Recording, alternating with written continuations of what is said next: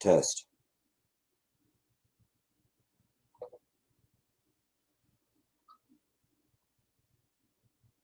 Test. Testing one, testing one. Test. Testing one, testing one.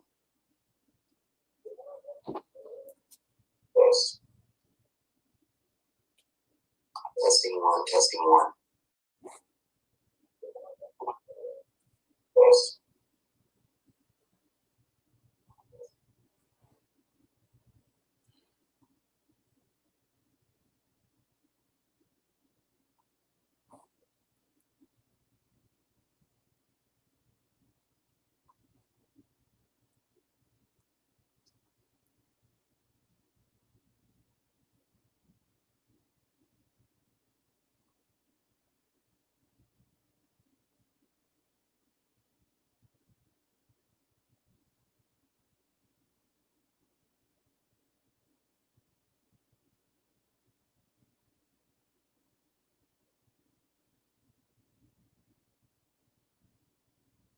Test.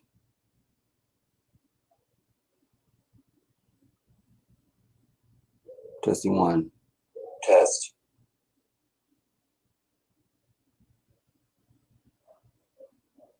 Testing one. Test.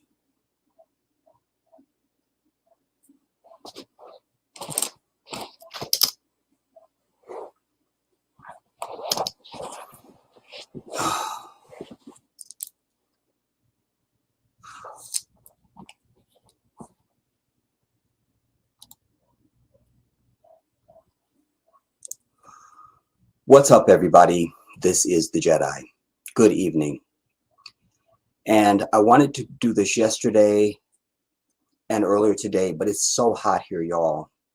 It's so hot. And I was trying to wait until it cooled off a little bit so that at least if I ran the air, it would stay cool longer. But it's still hot. And we had thunderstorms yesterday, and I'm deathly afraid of thunder and lightning. Anybody that knows me knows if it's thunder and lightning, don't call him. He will not answer the phone. I don't do anything electronic. And usually I will go in the bathroom with a book and stay until it finishes. That doesn't really help here because I actually have a window in my bathroom. But most places I've lived, if there's no window in the bathroom, then I go in the bathroom. I do not play with thunder and lightning. So you had thunder and lightning plus the humidity plus the heat. So it's really burning up, and I'm going to try not to be up and down as much. We're going to see.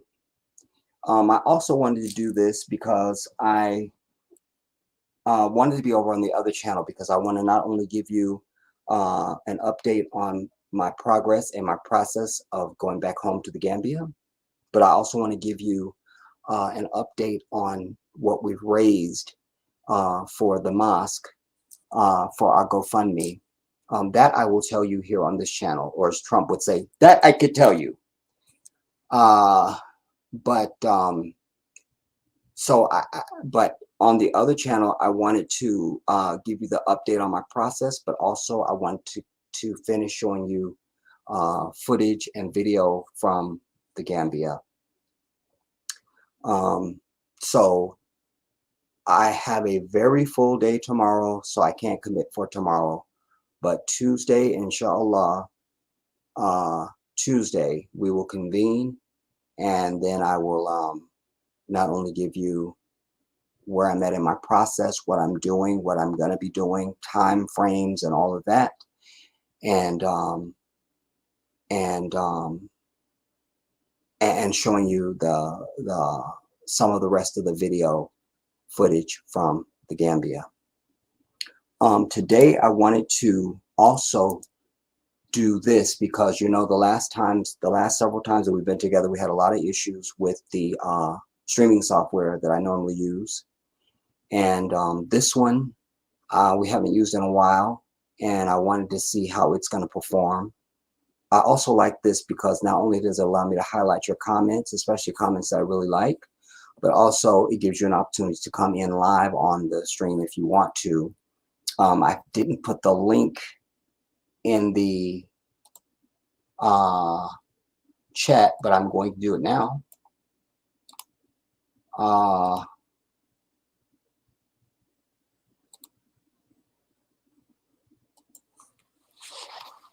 Let's see.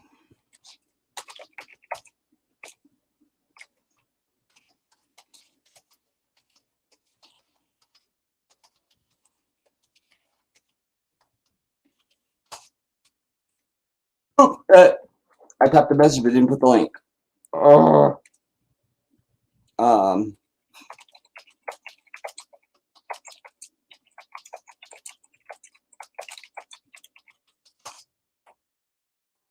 Don't hit enter.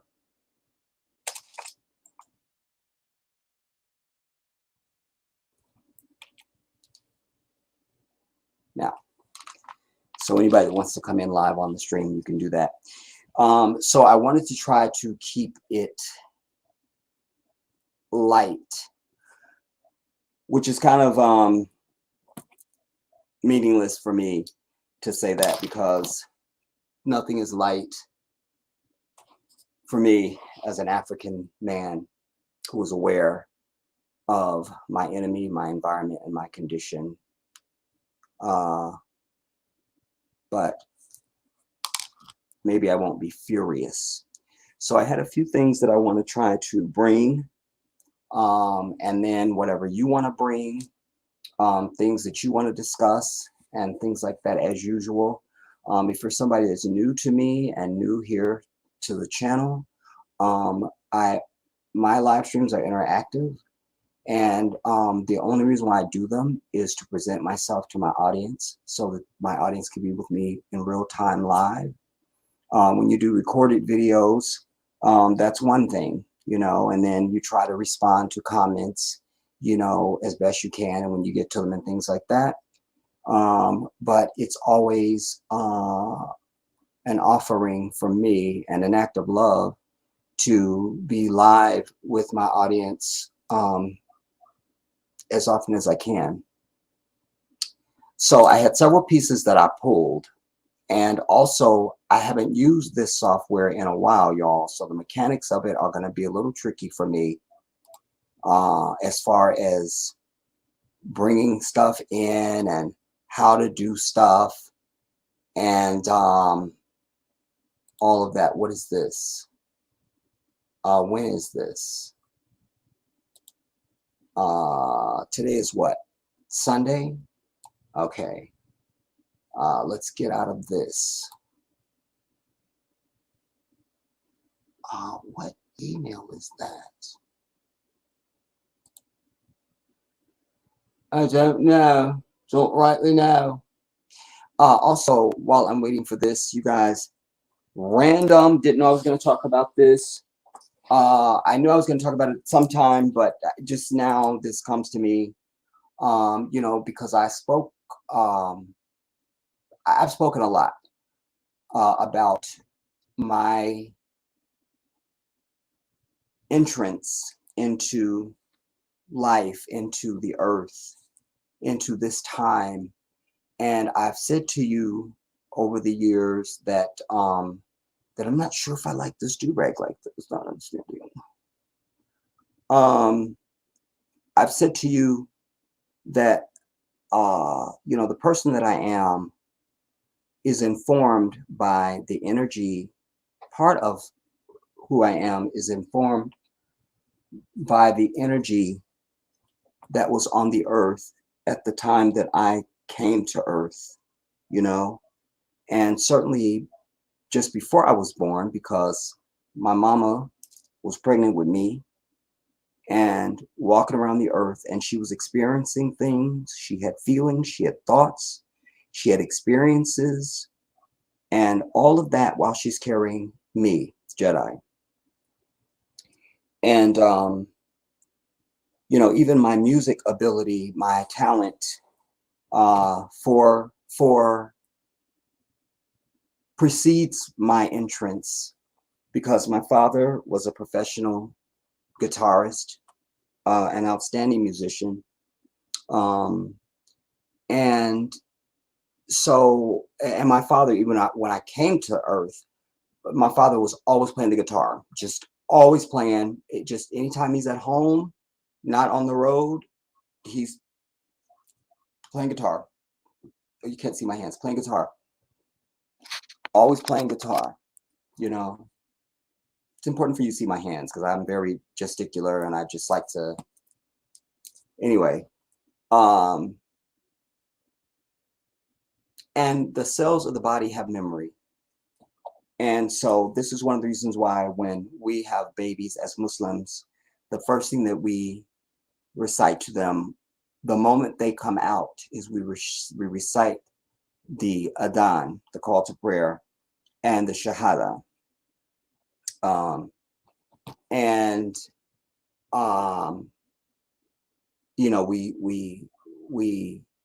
well, without going off into that too deep, I just need to say that to say, so when my mom was pregnant with me, my father's playing guitar, so I always had a natural ear. Music is in me. It's in me. It's in me. It's in me. It's part of me. I can't imagine life without music. And music has taken me all over this country.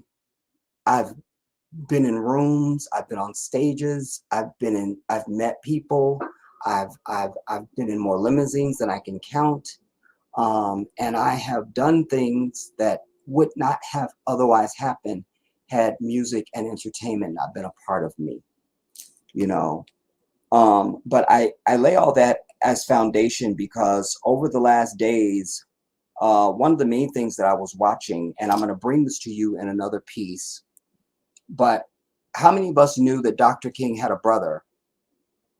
Remember, I'm always saying, where's Dexter King? Where's Dexter King? Because we never see Dexter King. And he looks exactly like his father. Like Dr. King said, Coretta, you take it off tonight. B. And there was Dexter. So, but we didn't know he had a brother. And his brother also died of mysterious circumstances in his pool in his backyard and was at his side, in many of the images that we see from that time, but we don't know that's his brother. It was a lot of stuff I want to bring you on that.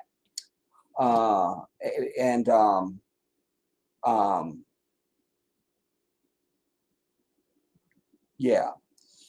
But so I was watching some things, and as it goes to the energy on the earth when I arrived, I need you to know, because remember, I'm born in February of 67. And so I spent the first year of my life in the hospital. My mom died 6 months into my life. I was in quarantine in the hospital. My mother died of tuberculosis. So I've said to you, I've cited different things over the years that were present at the time of my arrival, but also, Chicago was a vicious, vicious, vicious, vicious, vicious place of white devilry and evil. We always think about the South because they pushed that it was just the South. And so that all the white people in the North apparently were good and angelic. Not true. Racism was all over this bitch, and Jim Crow was the law of the land. Segregation, all that stuff was the law of the land of the United States. Do you understand? And so Chicago, even Dr. King commented that the white people and their vicious vitriol was more vicious in Chicago than he had experienced in the South. We see him saying these words. He said this. So this is where I'm born. I'm born in Chicago. So all of that, the energy of all of that. Then I've cited different people, even Malcolm, who was murdered before I was born, but he was murdered before I was born, but alas, he's murdered in the same month of my birth. And other people I've cited, but here's the thing. So now I come home roughly a year after I come to Earth. I come home from the hospital. Dr. King is killed. Robert Kennedy is murdered. Medgar Evers is murdered. Mark Clark is murdered. Fred Hampton is murdered. Nixon becomes president. Tommy Smith and John Carlos, they were the ones who they put on the black glove and they stand out there at the Olympics like this. That was their protest at the Olympics in Mexico City. This is the energy that's happening when this young person, this infant, is come forth. This is in the first year of my life, my existence on earth, to come into this time of existence. Do you understand what I'm telling you? So the fury, the passion, the obsession, the dedication, the constant anger, the defiance, the subversion, the consciousness, all of that makes up who I am. It's why I speak the way that I do. Add that to my parents told me from the time I was knee high to a cricket, the white man is the devil. They made me aware of things as I began to mature and could speak and understand.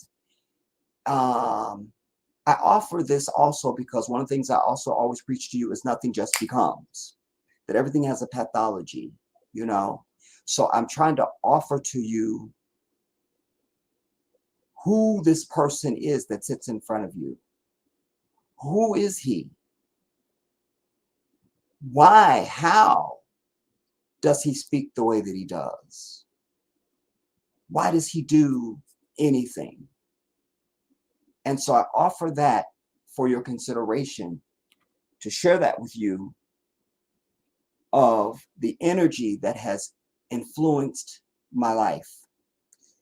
I've said to you, and I think this is also one of the reasons it answers, at least offers a hypothesis of why I have said to you long before you ever knew me.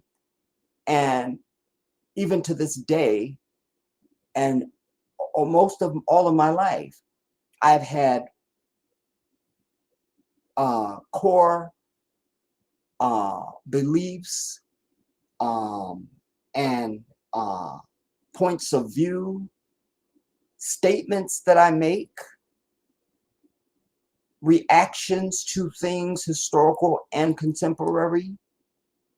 And I will march around the earth doing and saying, and then later I find out that one of my ancestors said exactly that same thing when they were alive.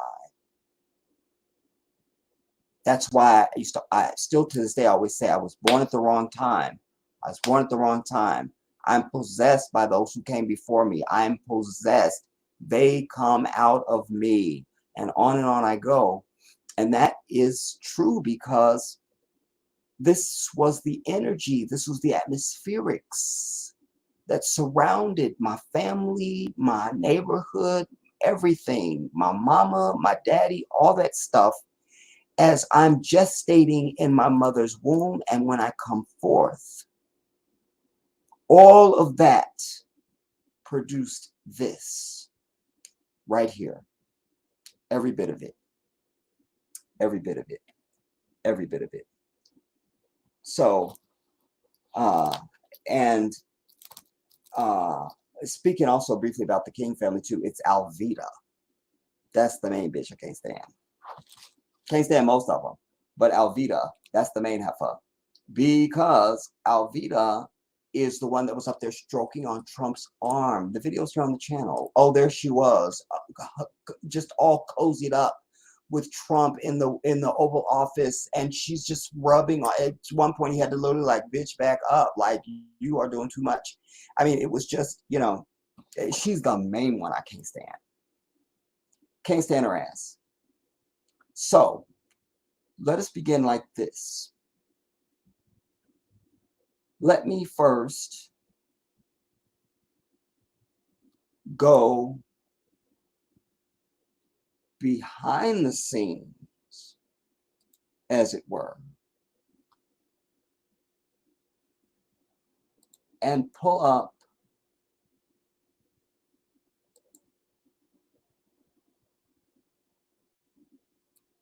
our first piece. Oh. And then we'll move through. Pull this down. When it comes to see who's here,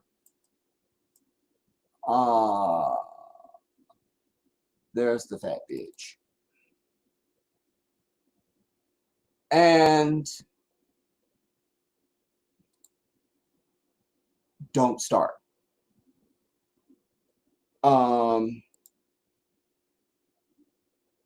Get rid of this. Come back here. You. CJ, a shout out to you. How is she going to fit in the seat? Oh, we're going to get to it. Cheryl Bryant, a big shout out to you and good evening. CJ Stevenson, shout out to you. Wow, a mess. Black Beauty always, a big shout out to you. Willa, big shout out to you and good evening.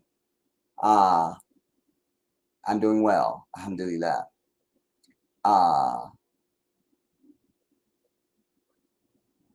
Maris, Morris,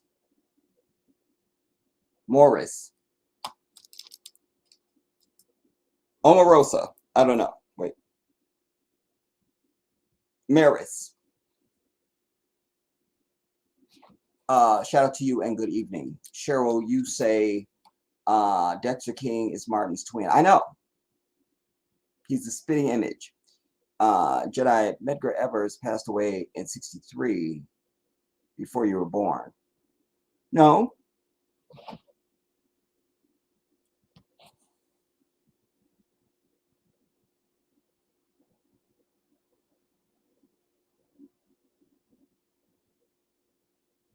Why do I have Everson?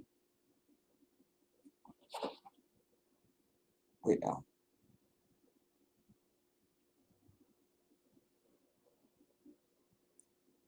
When was Medgar Evers killed?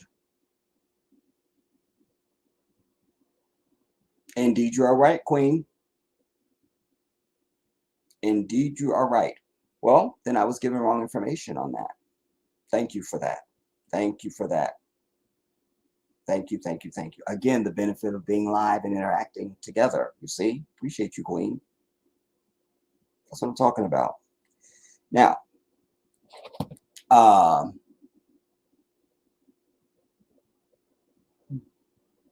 Donia Davis. Jedi, very good to see you tonight. Good to see you too, Donia.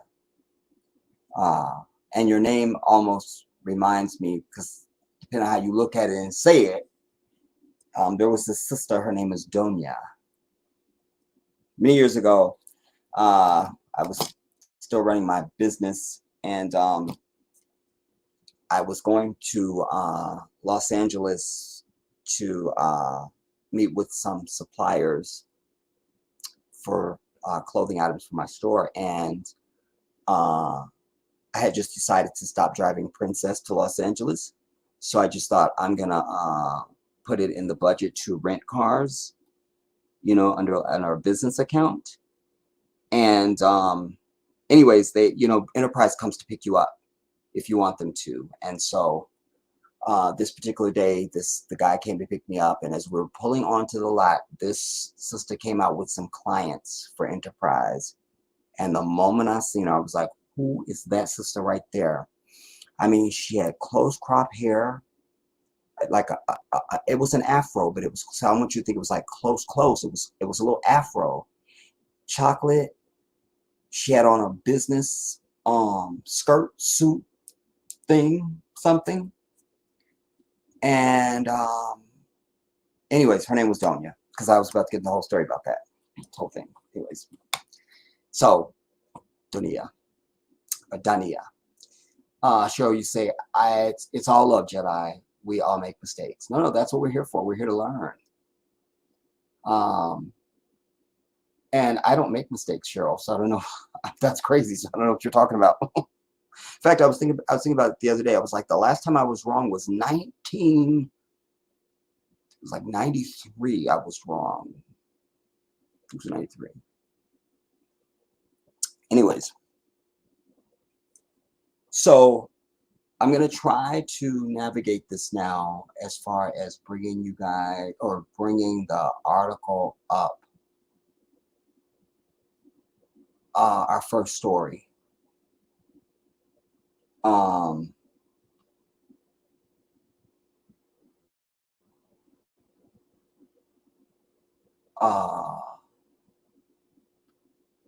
Present. Share screen.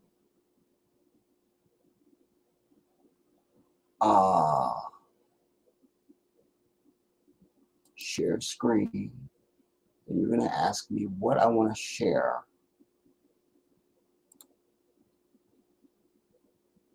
Here goes nothing, everybody.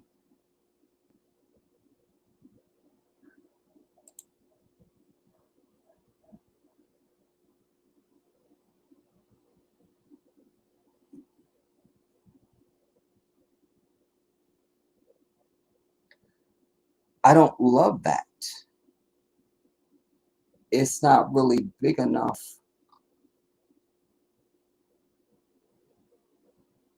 If I do this, what happens?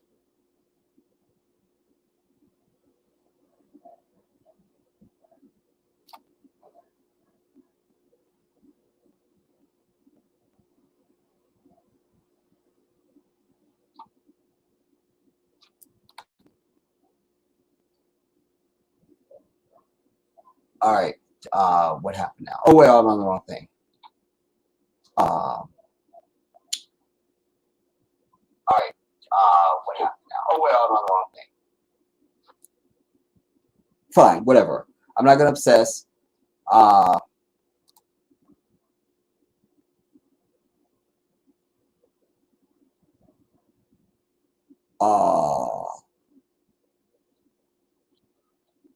Okay.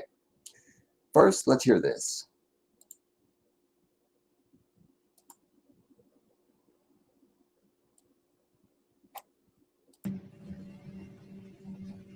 or see this. I mean, look at this. I mean, what?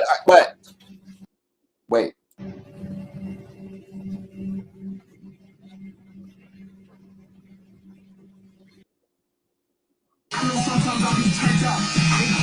Make my shit straight, bitch ass nigga.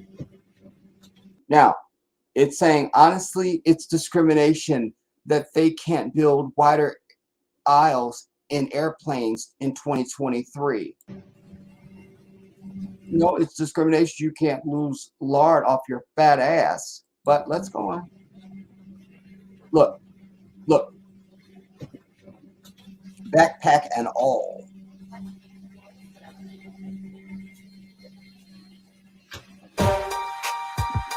On TikTok, Big Curvy Olivia shared the struggles of being a plus size. You're not plus size, bitch. You oversized. Understand? There's thick. There's stout. My grandma used to say there's stout. There's thick. There's plump. There's the big girls. Then there's this bitch. Although many commenters found her discrimination claim to be a stretch.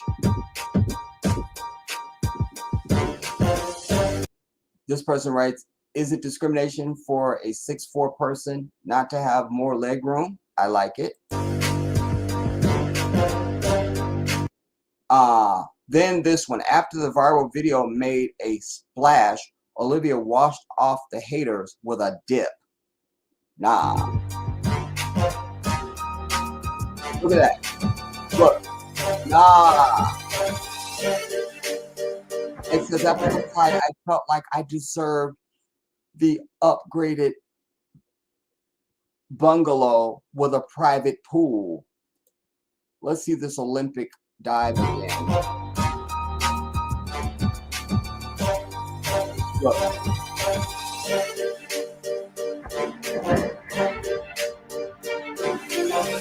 All the water went out of the right now.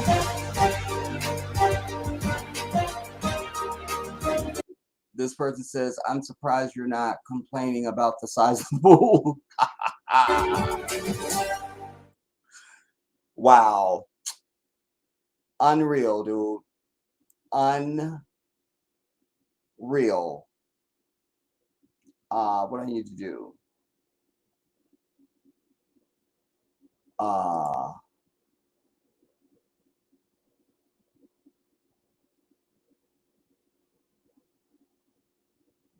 Okay. That's just to get us started. Because wait now.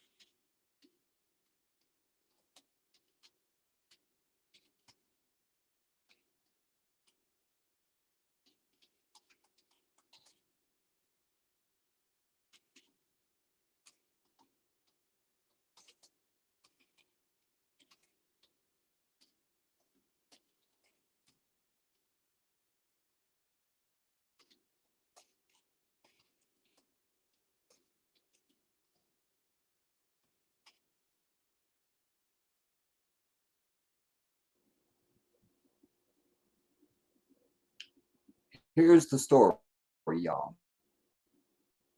Here's a story of a fat ass lady.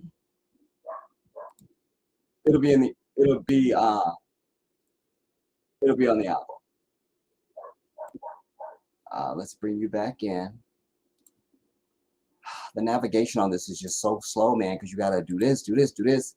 You know, on the other one, I just click. It's 2 buttons. That's it. Click, bring you in. Click, take you out. Click, bring you in. Click, take you out. I mean, you know, which is easier for me. But as I told you guys, when I first started using this software, before I even did it, before I even got this software, I said, one reason I want to get it is so it'll be more interactive. So you have the opportunity to come in live on the stream, you come in live, but also it gives me an opportunity to highlight your comments. So this was for you, not for me, because the other way is a lot easier for me and I'm chilling. You feel me? All right. Now, this is what the manatee is saying. Plus size model struggling to walk down United Airlines airplane aisles sparks discrimination or sparks discrimination debate. First of all, nobody except for us gets to use even the term discrimination. Do you understand what I'm telling you? Because anybody else is just a minor inconvenience or some bullshit like that. Like you're not really, you don't even know what discrimination is. You understand? And to say discrimination, I'm calling anti-black and black phobic. You see what I'm saying? Just so we can add our, you see what I'm saying? So we can imitate these fake ass people who imagine some sort of suffrage and struggle that's not happening. This is a fat wildebeest ass bitch.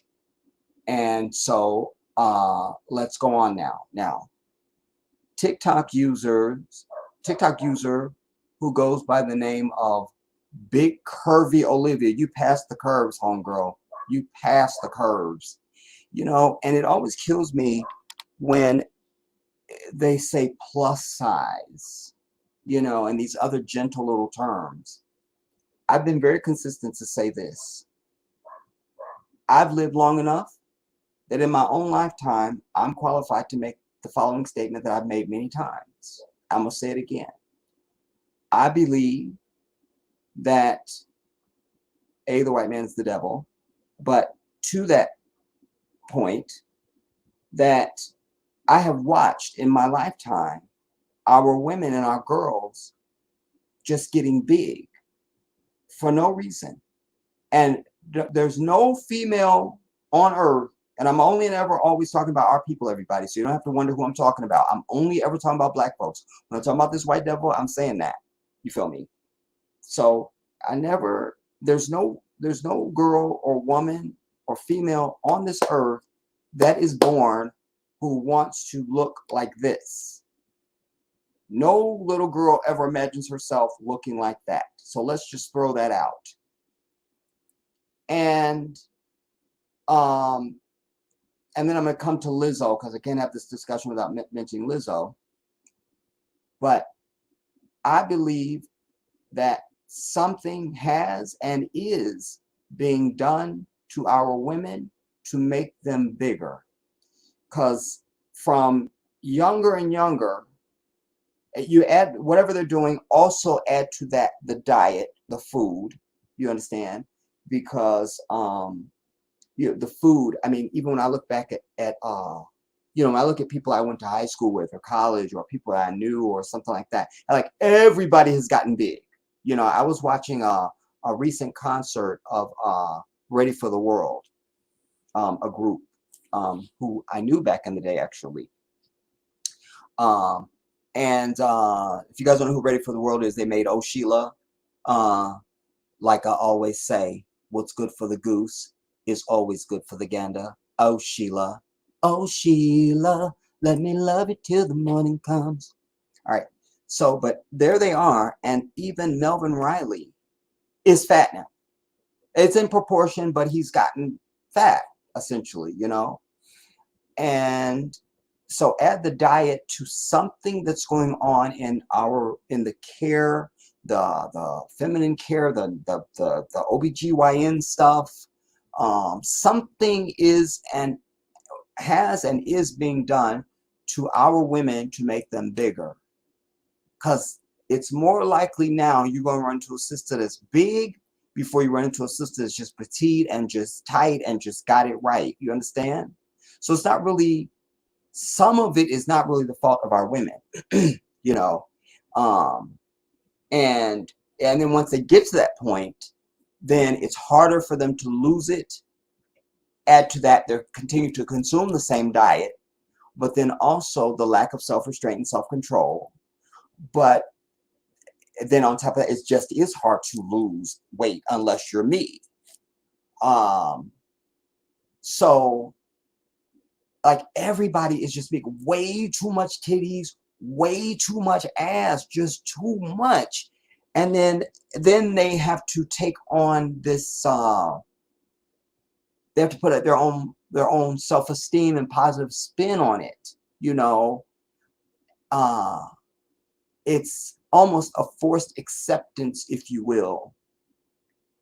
And that can be healthy, but I still say that our women have been sabotaged in some way.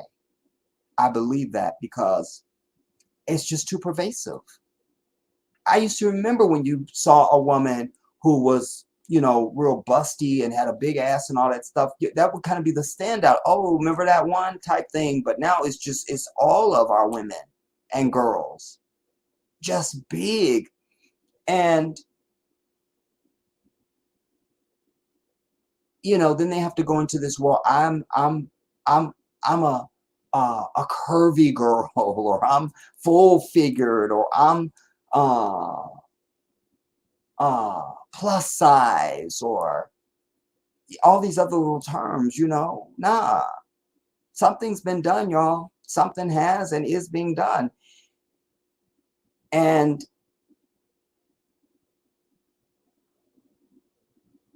yeah, I just can't. So I mentioned, let me go on with the article, but I mentioned that because this term that they just use with this plus size, like, no, heifer, you ain't plus size, you oversized. You understand what I'm telling you? You know what I'm saying? And we don't see the same ratio of white women big the way we see black women big. I think that also supports my offering that something specious has and is being done to make our women like that, you know. And then to further support my argument, how's it all of a sudden now in my same lifetime that now there's more black women die during childbirth? It's more dangerous for a black woman to have a baby than what? Because the black woman is the first woman to give birth to anybody ever, period. We kind of have this down to a science, and we don't have that same pandemic and issue going on in Africa. So that means it's atmospheric, it's specific, and it's here. You understand? Anyways, and then to that, I want to say just quickly about Lizzo, because I was watching some documentary now on Lizzo. And first, she has a real history, y'all. Like, I mean, she was kind of infamous, semi-famous, and doing backup singing for other people. And she was in a group, a girls group, and all that stuff before we knew who she was. But I mention her because in this documentary, we've seen many pictures and videos where Lizzo was not big. So for all that she big now and she just love it and all that, no, you don't, Lizzo. You don't. You don't. You don't. And that's okay. But just say that. I don't love being this big, but I'm just going to work it out. You understand? And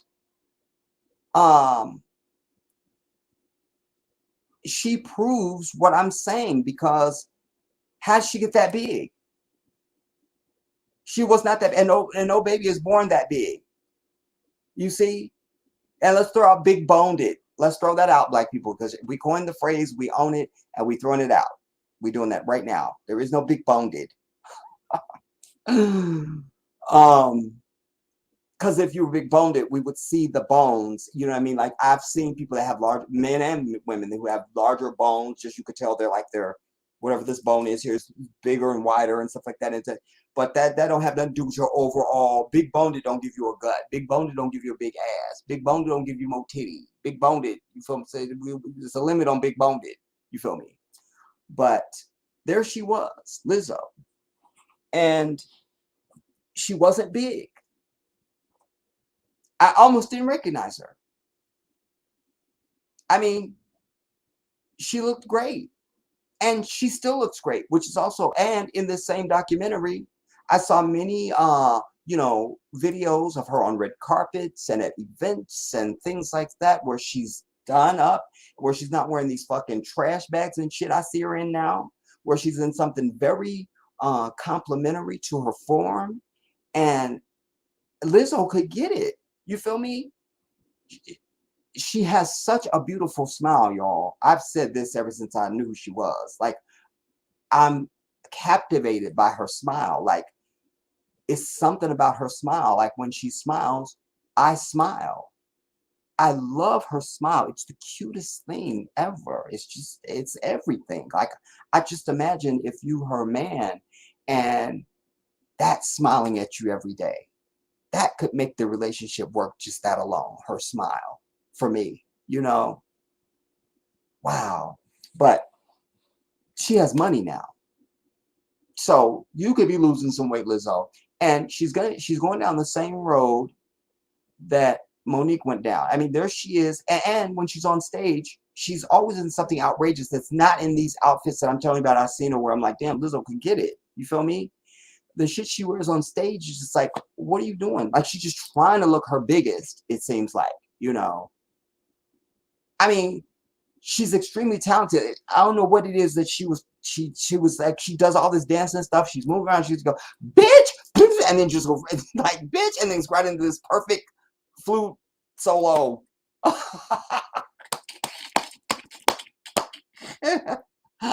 love it. I love it. And then she has something where she some song she says where I got a blood test and the results came back and it turns out I'm 100% that bitch.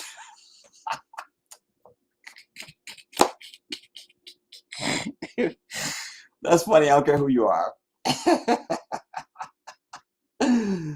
Wow. She's really something, man. But she got money so she can lose weight. Now, last thing I want to say about it, I want to go with this article so we can move on. But she's going down that same road that we saw Monique going down. Because remember, Monique was all celebrating that she's a big girl and she was making fun of skinny girls and this and the third. And then she wrote a book about it. I think she had a couple books. Then all of a sudden, her husband's name never comes to me. I always see it and then I can't say it. Anyways, her husband, her dude, Quincy, something like that. Just put the truth on her one night, and in love. And that made her, snap out of that haze and come back into reality, And then she took backlash because women were mad that she was losing weight. And I can tell you guys, I told you guys I met Monique, back in 2015, 14 or 15, because I had gone back east. I had gone back to Maryland to visit my friends. And we were all out one night at this dance spot. And there's this area where you can go out to get air. And this brother came out there and he was like, man, I gotta hurry up and get back inside to my girl Monique. And he just kept saying Monique as if everybody knew his girl. So I heard it and then it was just like nothing. And then he just kept saying it. I'm just like, who the fuck? Like, so finally I was like over it. So I'm like, dude, who is Monique? Like, why would we know your girl? Like, who's Monique? He's like, Monique, man, Monique, the comedian, Monique. I was like, Monique is here? He was like, yeah, she inside. I'm like, that's it. So, and then it's either him or somebody else was like, but you can't get near because security. I'm the Jedi. I'm from California. I'm not from California, but I'm from California. I'm the dude who, if you're with me, you won't be in a room with a celebrity and not meet them. It will not happen. I have never been in a room with a celebrity or anywhere where there's a celebrity and not gotten right up to them to have a conversation with them. It has not happened. So this was no different. So I went in and sure enough, there was Monique on the dance floor. And it was some little goon standing up there, dude was trying to be hard and just hard and hard. You feel me? But I know all I gotta do is make eye contact with the celebrity. Once they acknowledge me, you just disarm the security. So I just stood over there waiting. She's doing her thing. And Monique is what? Probably 5'5", maybe 5'6". She was, I feel like she was barefooted. And she had on like this brown bodysuit, some long dookie braids, no makeup, perfect skin, perfect beauty. And Monique was just stout. You feel me? Leaning thick, but just stout. She wasn't big. You feel me? And so I did the fake two-hand wave that I hate more than anything on earth.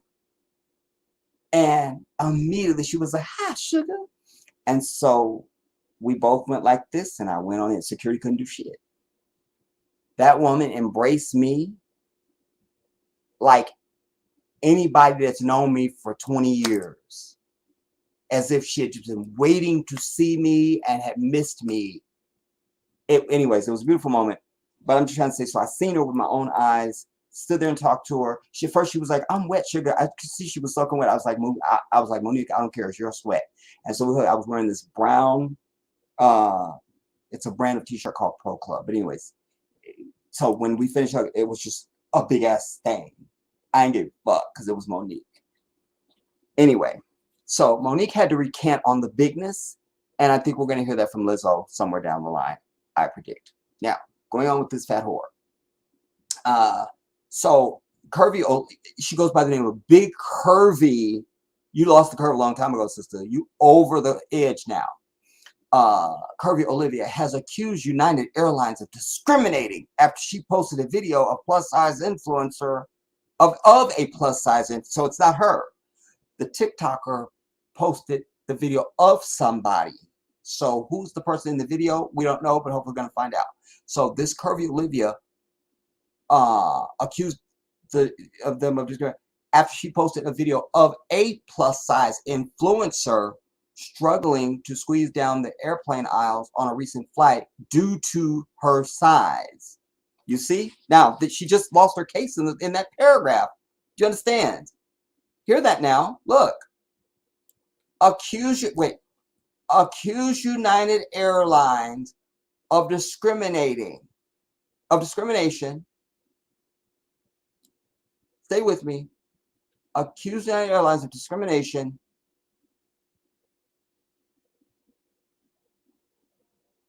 I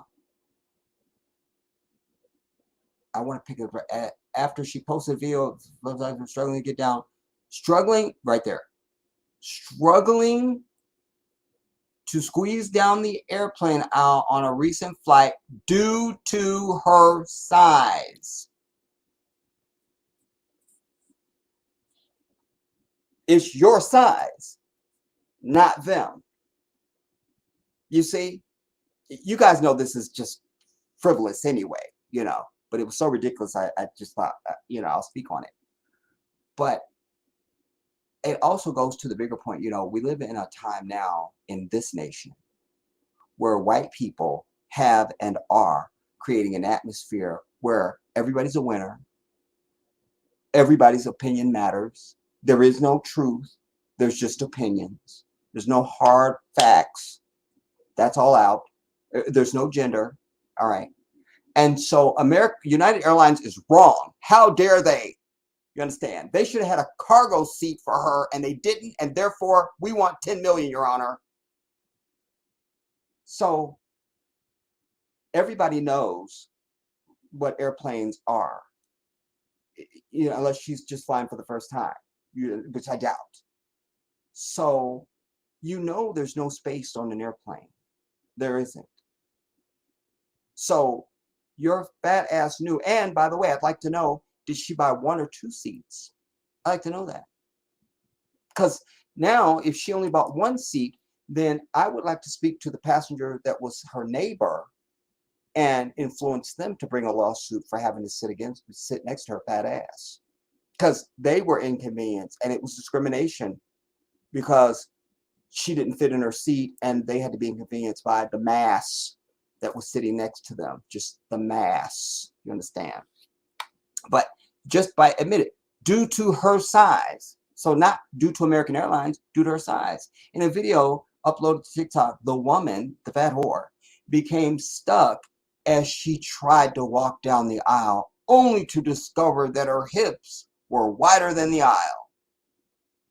The woman then had to twist sideways. God forbid she had to twist her body. Well, now we'll pay her, because having to turn sideways is such an inconvenience and no one should have to go through that. You just shouldn't have to go through it. And it's, twist her body sideways and force herself along the aisle, banging into seats as she went and taking out an old lady's shoulder. It's not there, but it happened. I'm sure it happened. All right. The woman who, or the fat lard, or no, the woman who posted the video captioned it, quote, "Honestly, it's discrimination that they can't build wider aisles in airplanes in 2023. Bitch, we're trying to get more leg room. Forget the damn how wide the aisle is." The one, and then I can't. The woman featured in the video goes by the name of Bowberry VIP on TikTok and hasn't criticized United Airlines, instead preferring to share tips about how to travel as a person of size. So is she complaining, or is the bitch that's writing this, the curvy, whatever the bitch name, or Big Curvy Olivia? Is Big Curvy Olivia stirring all this up, or is Bowberry VIP? Because it's saying she posted a video sharing tips about how to travel as a person of size.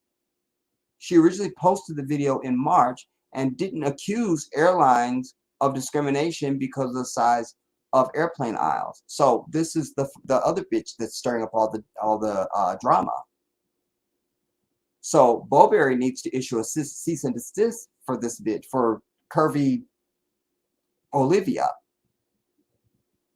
Perhaps unbeknown to Big Curvy Olivia, the bitch that's starting up all the shit, is the fact. So perhaps unbeknown to the Olivia bitch is the fact that rather than get bigger, the width of airplane aisles is increasingly getting tighter as airlines squeeze ever more seats on their aircrafts. That's the damn truth. Listen, I'm someone who's I don't like being on airplanes, but I'm obsessed with aviation. And I was watching even just recently again, like I long for the vintage days of airline travel, and because I learned that a lot of the 747s are going out of commercial service, for passenger carriage. And they were showing how the upstairs used to be a lounge, and they got rid of all the lounges on 747s so they could put in more seats. That's the whole thing, is how many fucking sardines can we just pack in here? It's not about comfort. It's not about anything now. It's about how many fucking people can we get on here and make the most money, I mean, people used to dress up to fly, and you put on your Sunday best, and there was room, and there was couches and stuff. Like, it was fabulous to fly, man. I'm over it. In case the woman whose video was used in the now viral meme was filmed struggling to get past United's Polaris business class seats, premium seats are on a growth trajectory. The new standard for business class seats, with walls and doors to make it difficult for people of size to comfortably get down the aisle. Well, later last year, a Brazilian plus size influencer raged against Qatar Airways after the airline refused to let her travel in economy class and demanded she pay extra for a premium seat with extra space to accommodate her. Well, they did the right thing, because otherwise you would have to be the one sitting next to that mass. And they're like, no, we're not going to inconvenience somebody to have to sit next to your fat ass.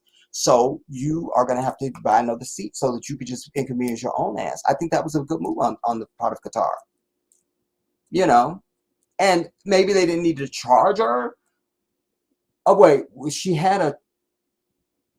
they refused to let her travel in economy and demanded she pay extra for a premium seat. I think they should have paid it, just given it to her, and then just been like, next time, bitch, you're gonna have to pay. Because they expect, since you're springing it on her at the last minute, even though she knew she was big before she got there, but you didn't know that. I think equity would have been like, okay, fat bitch, we're gonna let you just move to business class to a premium seat this time, and we're not gonna charge you. But don't come on here ever again trying to buy an economy seat when you know you need 2 and 3 seats. Don't do that. Qatar Airways has had little sympathy for Juliana Nehmi and explained in a statement that anyone who impedes upon the space of a fellow traveler and cannot secure their seatbelt or lower their armrest may be required to purchase an additional seat, both as a safety precaution and for the comfort and safety of all passengers. Exactly. Because listen, coming back from the continent, y'all, I'm still mad at Senegal. Death to everybody at the airport in Senegal. But because that asshole, I didn't get out that Saturday night, you are late. You are late. Because of his bitch ass, I didn't get a chance to come back from Senegal to JFK back to LA. I had to fucking go to Paris. It was the worst thing ever. But why I mention it is because, as it relates to this story, is because when we got on the plane to leave Paris, y'all, it was a 777, so it's 3, 4, 3. So in there's 3 seats, then 4 seats in the middle, then 3 seats on the other side. Alhamdulillah, there was nobody in the seat between me and the dude who sat on the end. I think he was an Arab. This dude stunk to high heaven. On my mama, on your mama. And for 11 hours, I need something.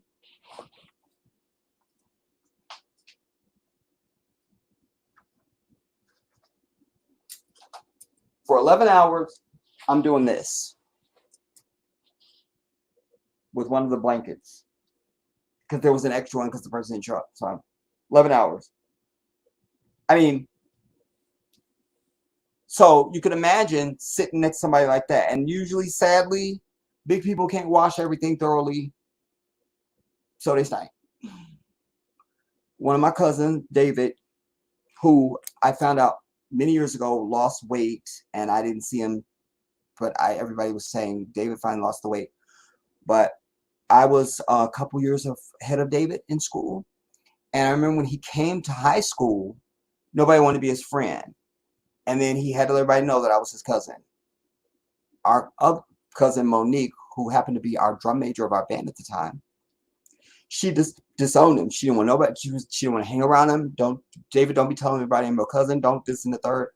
And me being the soft-hearted one, but David used to stink, dude. Like, he get in your car and, oh my God, or anywhere he sit, when he get up, that place now needs to be burned. It was bad. It was bad. It was bad.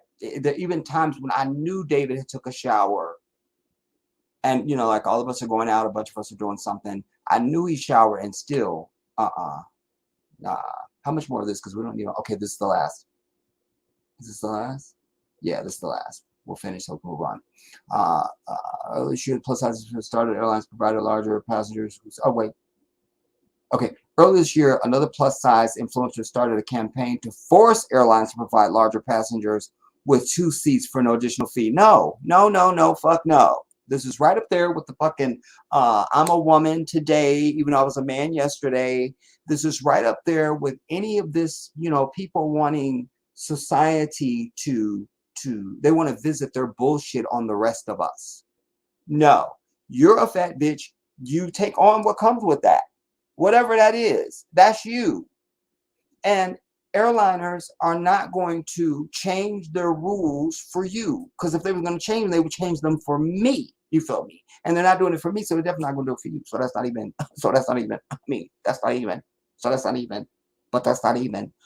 So again, you want to be catered to. Oh, they have to give me 2 seats. No. you need to go on a diet or you shouldn't fly. That's just what it is. Listen, this is no different. Well, it is different. I was going to say it's no different than a person who's let's say in a wheelchair or has some sort of major disability or something. You would expect they would accommodate you. You know, that's something different. You know, this is not that. This is not that. This is not that. You want them to provide you another seat. So that's, depending on where the plane is going, that's several $100s that they lose because you're a fat ass. No. No. Jalen Cheney said people of size, no, people without self-control who are big, because that's what it is when we talk about white folks, should be given 2 or even 3 seats for the price of 1 if they are too large to fit in a single seat. Okay, why don't we just give you a private jet that then the airline will just throw that in for you? Because why not? You know, we are not asking for special treatment. You're exactly asking for special treatment, bitch. Or luxury accommodations. Yes, you are, Cheney said. We simply want enough space to travel comfortably without being discriminated against because of our size. No, bitch. No, no, no, whore. No. Let me see what y'all are saying about this, man, because this is a fantasy, dude. This is right there. Well, I just want to live my truth. It's right up there. It's right up there. It's right up there. It's right up there. We're supposed to accommodate you because of you. Nah. Let's see. Where did I end up? I think at Dania. No, it's Cheryl. Cheryl. Jedi, how come you ain't buy me no Wendy's tonight? You know what, Cheryl? I've had this cup forever. Like, since I got back from Gambia. And y'all remember I used to drink my punch out of this other plastic thing. And this one just holds up so well. And I just held on to it. Because they had some really good peach something or something I had in there. I can't remember. And I was still drinking it when I came home, whenever it was, and I just kept it. I was hungry too, bro. I see that Wendy's soda. It's not a soda, it's my punch. You go on and say, Jedi, what did you order on the Wendy's menu? I didn't. But when I got that months ago, I had their crispy chicken sandwich. Yeah. Anjane 23, where you at, woman? I'm saying I'm sitting here waiting on your call. You feel me? You know what I'm saying? It was a hardship for me. You feel me? So saying I was struggling. You feel me? I was trying to do what I could do. You feel me? No. Good to see you, Anjane. You say, Jedi, we all have, or we'll have to talk soon. You think? Miss Christie, a shout out to you. She's not plus size. She's obese. Thank you. You know, and no shade to, because I also realized another component to bigness. You know, one of my favorite shows I used to watch before I got rid of television was My 600-Pound Life. And the biggest takeaway that I learned from that show was that addiction is real. You know, we think about addiction, we think about alcoholism and drugs. Food is in there too, y'all. Again, nobody wants to be that big, but when you see somebody that's literally, they have to take out a wall of your house and a crane and shit to get your big ass up out of there. Or when they're still wanting people to bring, like, no, that's an addiction. And that goes to something in the food, you know? Listen, I know there's things that I've eaten. I shared this one time, this is years ago, but there's something, I don't remember now, I can't remember. But there's some things that you eat and you get on brick. We'll just say it that way. There's things that they do to the food, and you must remember the FDA is a bunch of bullshit. So they are just a political butt boy, and will surrender to the highest bidder for anything, you see. So we don't really know what's in a lot of the food. But this is straight up addiction. When you got people in the hospital and the doctors tell them, I need you to lose this many more pounds before we can do you in the hospital. They're doing a whole show about you. They're your own room, and they're really accommodating you for this so you can help you. And still you having people sneak you pizzas and shit in. That's addiction, homie. That's addiction. It's addiction. It's addiction. It's addiction. It is. It is. It's right up there. That's what it is. You go on Anjani. She says she thinks the airplanes need to be redesigned because she doesn't have self-control over her eating. Right. Do I eat this other rib? Oh, I don't have to worry about it. The airlines will just redesign the cabin for me. And she fucking pigs out. No, bitch. Nah. Nah. Nah. Cheryl, salute. Oh, that's to Anjanae. Sweet D, blessings back at you, queen. That's to Cheryl from Anjanae. Anjanae, you say, I know they're putting chemicals in the food. It's easy for them to track what we eat and put chemicals into those foods that we mostly consume. That's the fucking truth, dude. Listen, you guys. What was it?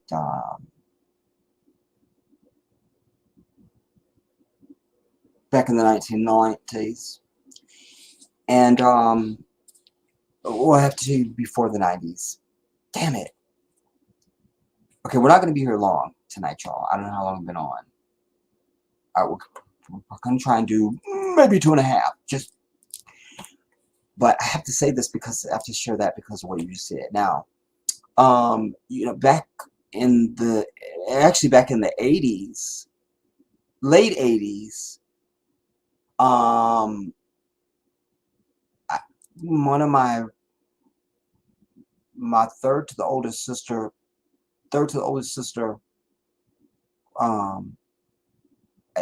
everybody just goes to my sister Jamila's house. That's just what you do. So it was the middle of the summer. It was hot as fuck. And I went to my sister's house, and her then boyfriend at the time, Ray, and a bunch of the fellas that he hung out with, they're all drinkers. My sister even had a bar in her house. I'm over it. And so Jamila wasn't there. She was at work. And so I went over there, and I'm like, I need something cold to drink, So I go in the refrigerator. I'm looking. I'm like, Ray, Jamila got nothing cold to drink. He was like, they used to call me Dancer. He was like, nah, Dancer, why don't you get you one of these beers? I'm like, Ray, I do not drink beer. Like, I'm over it. So, but I'm dying of thirst, and so I'm just, I can't believe Jamila doesn't have anything to drink here. I just can't believe it. I can't. I mean, they don't have. There's not even any Kool-Aid here, and it was just, and I didn't want water. So, anyways, they convinced me that you need to try one of these damn beers. It was a Michelob.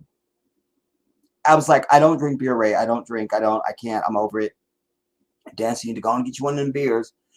So I'm like, I'll just taste it. Fine. Wallah.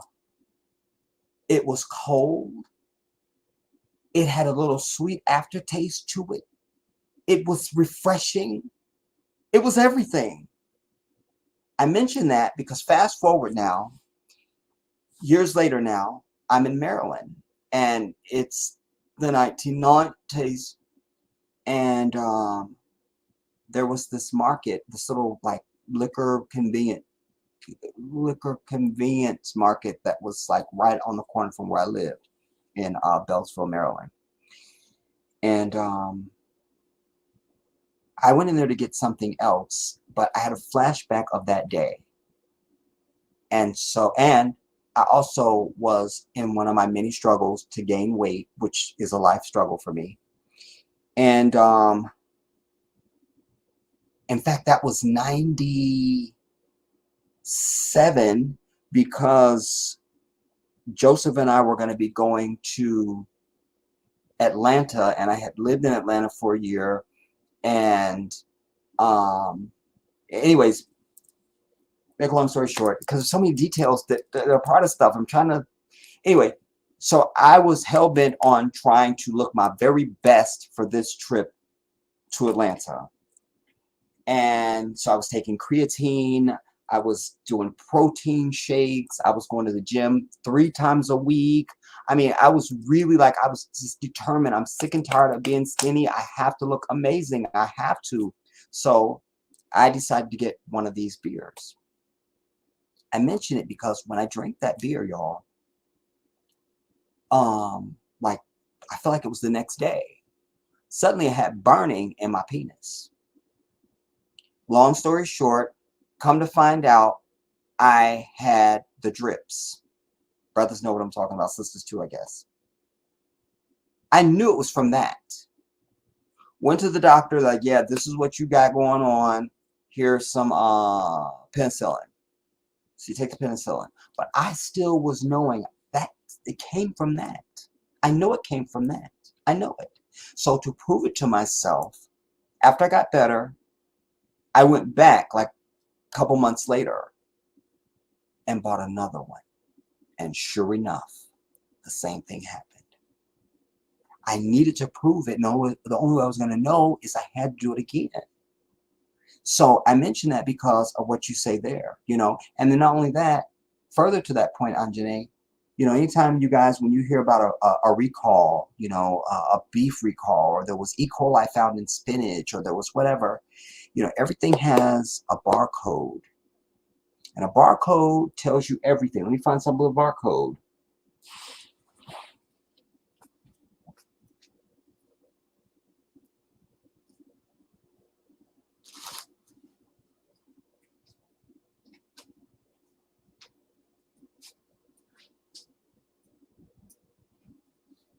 Okay.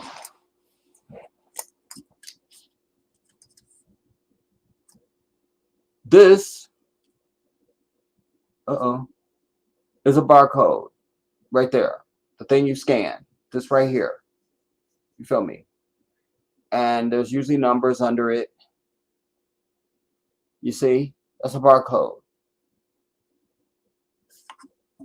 That barcode is going to tell you where this can was produced. It's going to tell you when and where this can was filled, what day it went out, what truck it was on, what time it arrived at the fucking place it was being shipped to. All of that. All of that isn't just click this barcode. It's all there. It's all there. And electronic inventory is such now that when you buy one of these from place, or anything you buy, especially at Walmart, as soon as you order one, it automatically speaks to the computer at the supplier to add that to your order. That's why when you go into Walmart, you'd be like, you don't have any more of these? Yeah, we have 4 of them coming in tomorrow. They know. You feel me? So when you have that, then they can target directly to certain demographics and areas. They can do that. They could do that. Robert Epps, a big shout out to you.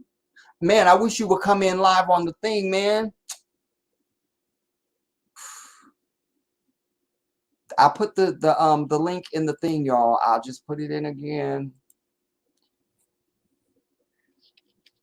Just to remind anybody, if you want to come in live on the chat, you can do that. It's not a problem. Kiara, a big shout out to you. Hey everyone, I hope all is well. Yes, indeed. Now, let us come to our next piece, y'all, because I had several pieces that I lined up. We probably won't get to all of them. Maybe we can vote. Here's what I got lined up for you. I've got, okay, we finished the fat bitch. Now,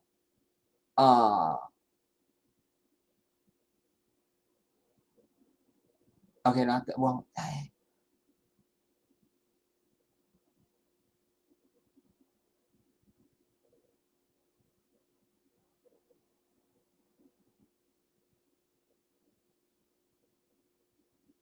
Oh, this one's interesting. I want to make sure I bring this one.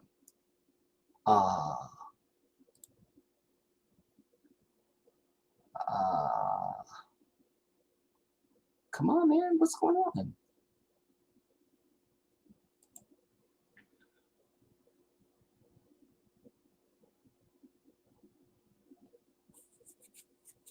Well,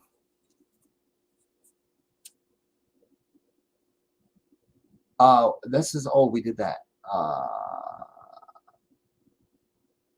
Oh, this one, damn it. Okay, there's a thing of, I think we did this one, the Brittany Griner thing. I did this, these I did, because I did the Jay-Z thing already. I meant to get rid of these. Where are the recent ones that I pulled? Why soul artists don't want? Oh, that's fucking Smokey Robinson's bitch ass. We covered that. Okay, so I thought I'd get rid of those.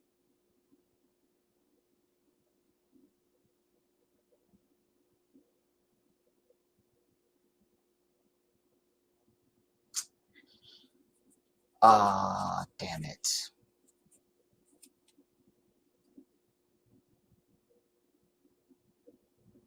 Well, I'm torn.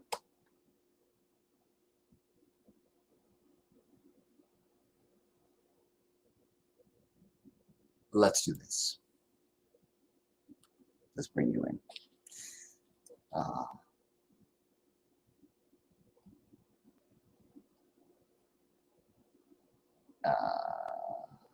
And some of these we may abort because I haven't read any of these. And so we may get into it. I go, nope, that's not anything that I'm interested in. So let's move on.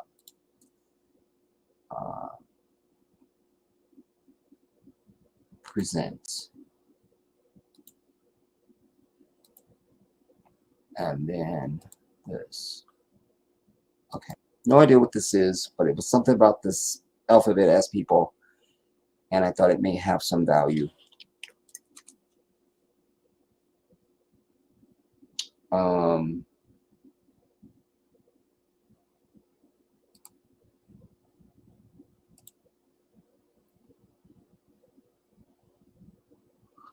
It says Americans are weirded out by the 2SL. Is that some new shit they've added? 2SL, 2SLBGTQI plus. I'm over it, and are claiming it's mental illness. As we are discussing about the gay ass divorcing, or yeah, the gay ass divorcing themselves from the TQ. Wait, oh, so what, they're getting rid of the TQ plus? Wait, as we are discussing about the LGB divorce themselves of the TQ plus community, we can see why the movement is splitting. Recently, there was a meeting in Canada regarding the rights of the 2S, the bullshit. 17th May is apparently the day to respect and support said community against discrimination. According to LinkedIn, 17th May is the observance of the International Day Against Homophobia. So there's an International Day Against Homophobia now. We can't give reparations in this bitch. And how long did they mill over and fight over whether or not there should be a Dr. King holiday? But this shit has just sprung up. There's a national, what was the bullshit? A national, international, no less, international bitch, Day Against Homophobia, transphobia, and biphobia. Apparently, this day provides a valuable moment to contemplate the ongoing challenges confronted by these fake-ass people, both in Canada and worldwide. Despite notable progress in the confused-ass people's rights within Canada and recent decades, instances of discrimination and violence against individuals in this community persist. No, listen, I just saw a movie or something What was a comedy? Was it a drama? I don't know. But again, there's a lot of these, especially these transgender ass people, there's a lot of instances of them. They're so obsessed with they want to be a woman and want you to think they're a woman. It's not enough for them to just think that in their own mind. You have to know it and believe it. You must believe it. You must. Or they short circuit. And that's how they bitch ass get killed. You feel me? Because they don't want to just say it up front and give the brother an opportunity. They want to try and spring it on you. You see? And then that's all bets are off. Whatever happens, that's what you get because you brought it on yourself. We're back to the fat bitch on the plane. You sit down and you can't push back from the table. Bitch, you have to buy 4 seats on the plane. We're so sorry.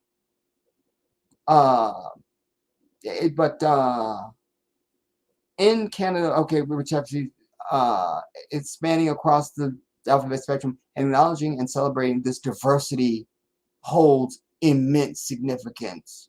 No, I erased the whole paragraph.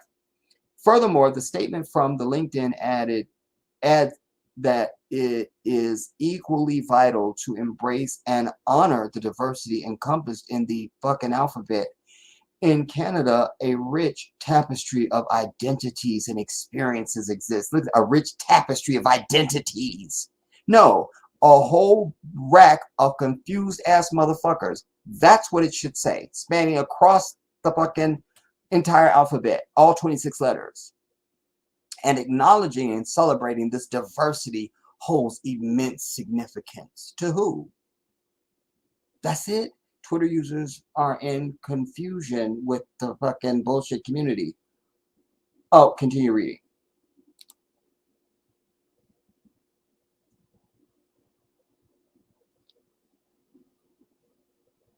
I know somebody's just being. Oh, somebody goes, this is my Wi-Fi password. However, the post is gaining significant traction amongst American conservatives. Furthermore, one user is even joking that this is his Wi-Fi password. Comments like these are receiving thousands of likes. However, it does show that there are large portions of people disagreeing with the destruction of the alphabet community. Okay, we don't need this. We're aborting. We don't need this. We don't care. I thought it was something else, and so what? Nobody cares. Nobody cares. Nobody cares. Because I remind you, this movement, if you will, only has traction because it is about white, ugly ass white men.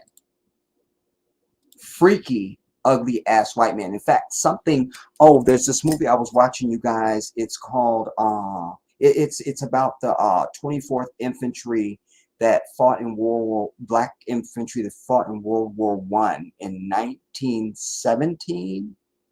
No, yeah. And apparently every black male actors in this movie except me. But I bring it because there's a scene in it where the brother catches up with the fellas and he's like, man, I had me a woman, and he was like, we was doing our thing, and all of a sudden she dropped to her knees like I thought she had passed out or something, and she put my whole Johnson in her mouth. And then something else, he's like, and then the brother said, he said, did she bite you? He said, no, she didn't bite me. But he didn't understand what she was doing. So the brother said, he goes, well, she wasn't trying to hurt you, man. He goes, well, what was she trying to do? And then he whispers in his ear, but we don't hear what he say. But it made my mind go, well, what? So this is supposedly taking place in 1917. So I decided to do a Google search and see. I literally put in, when was oral sex introduced to American culture? Because that just felt right to me. Like, don't put this on nobody else. This is some American bullshit. And there it was. Apparently, that's not something that's always been, And just that one line in that movie made me think about that. Like, well, wait, was this, is this an aberration? Is this, I mean, what, And there were several things that came up regarding when this began to sort of be a thing. And then in my own life, I could associate because, probably back when I was in junior high and high school, probably, that was something known that white bitches do that shit. Sisters don't do that. And somewhere along the way, sisters start doing it. That's the reality.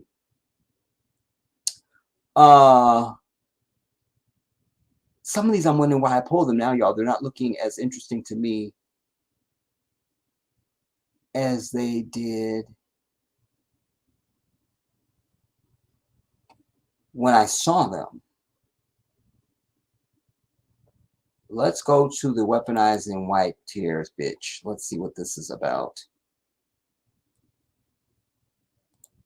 Because there was a twist.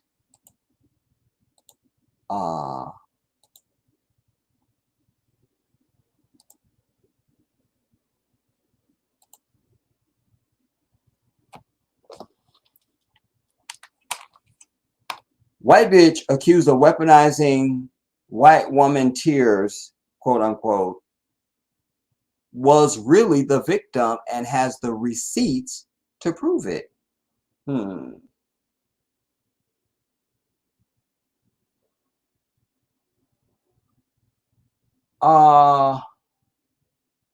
Internet accuses woman of weaponizing white woman tears in scuffle with black man over city bike.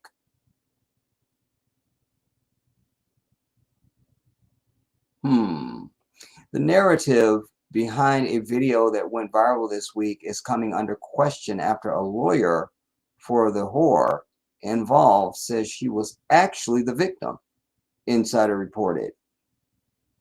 A video posted Saturday shows a confrontation where a Bellevue hospital employee seemingly was trying to take a city bike from a black man who had already paid for it.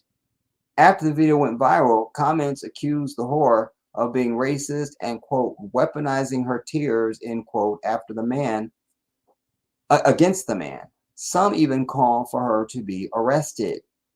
Quote, help me, please help me, end quote, the woman yelled as he grasped at the bike. The man could be seen keeping his grips on the bike and repeatedly telling the whore that he's already paid for it. Quote, get off me, you're hurting my fetus, the woman said in the video.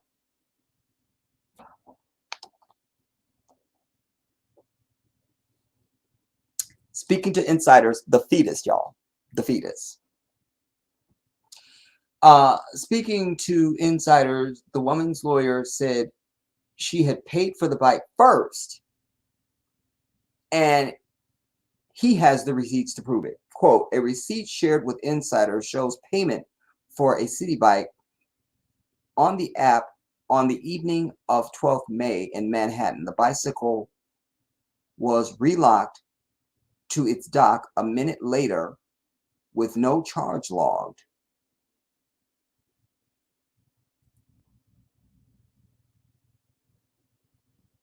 So it shows payment for the bike on the app on the evening of 21st or 12th May. The bike was relocked to its dock a minute later. So it was paid for and then it was showed locked a minute later with no charge logged. Insider reported the city bike identification number in the viral video is the same as the one on the receipt, and the location matches the view seen in the video. Okay, but does it match the whore?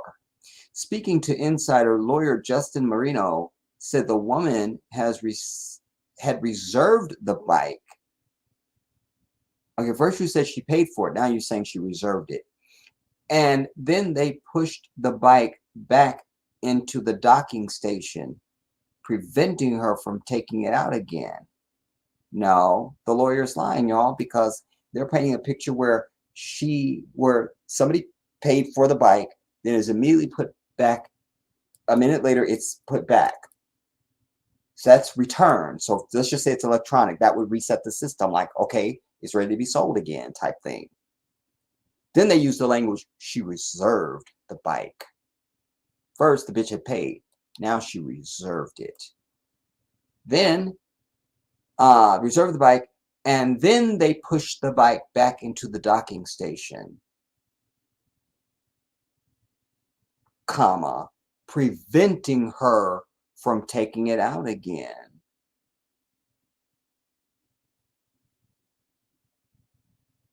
So what? She reserved it for when? And she reserved it, that means not for right now, for later. Are you following me thus far? Let's go on. Then Marino showed Insider another receipt showing a payment for a second bike taken from the same docking station 1 minute after the first bike was relocked, and a 25-minute ride that Marino says was the woman's ride home.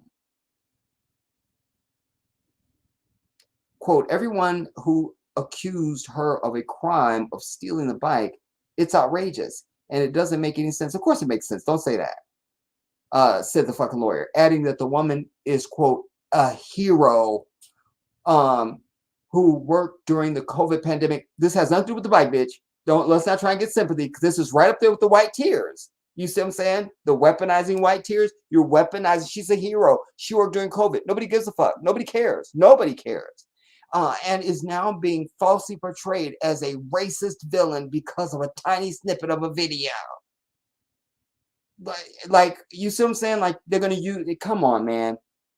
The woman was placed on leave from her job after the video went viral, which New York City health officials call disturbing.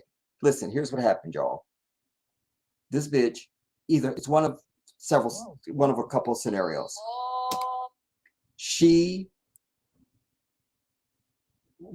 reserved the bike and wanted it in depth for whatever fucking time she was going to use the bike. They locked it. That resets it. I don't know how these work. I don't know how this works. But then dude comes along to rent it. As they said, it didn't show it as being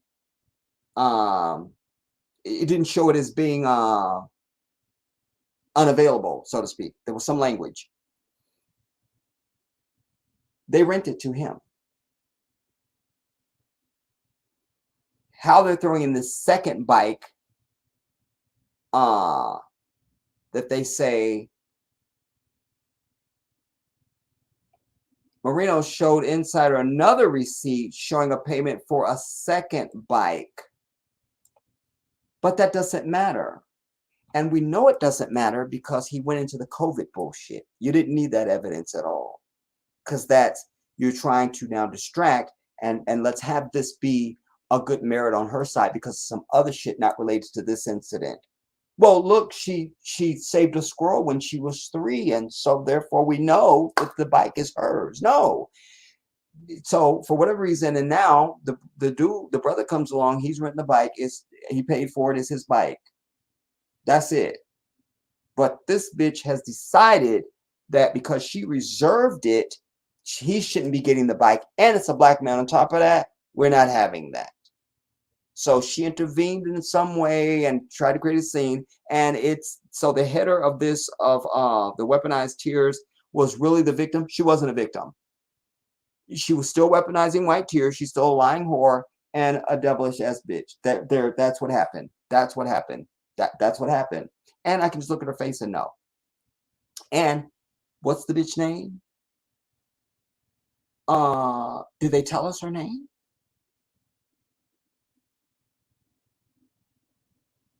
They never said her name. Just the attorney's name is all we have, because this is a Zionist bitch. And it's New York too. That's a Zionist bitch. Trust me. Trust me. Trust me. It's a Zionist bitch. It just is. Okay. Let's come to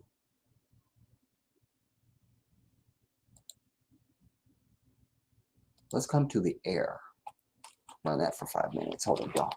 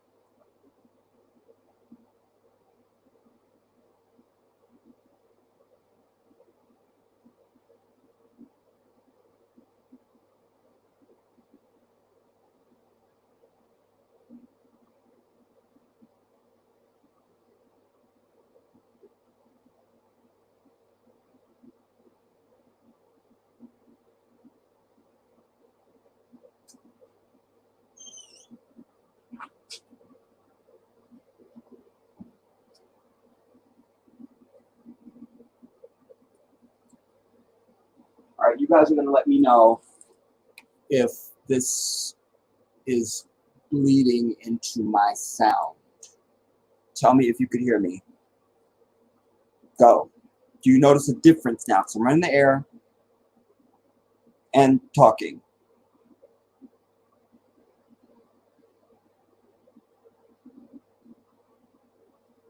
Tell me something. Any difference?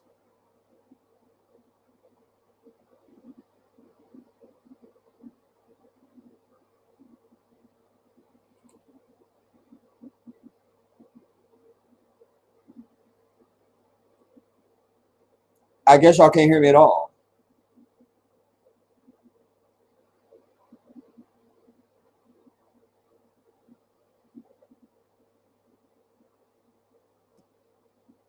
Can y'all hear me?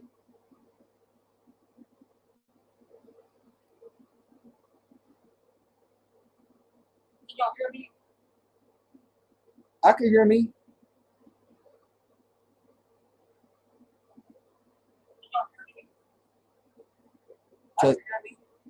Testing 1, testing 2.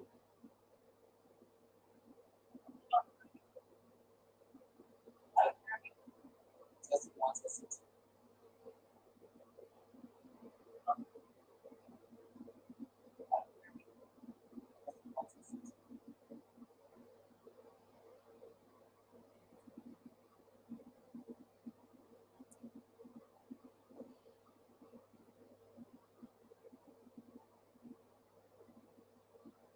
Okay, is anybody there?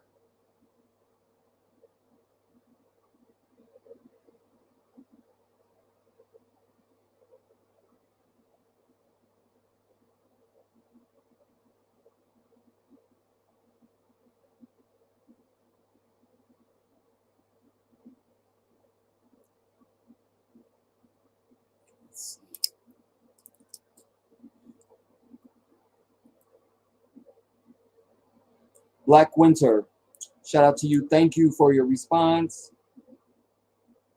Zaina, shout out to you. Thank you. And Anjane. Okay. Is my time right? We're not even 2 hours yet. I'm doing really good on time, I think. So maybe we won't do 2.5. Maybe we do 2. I don't know.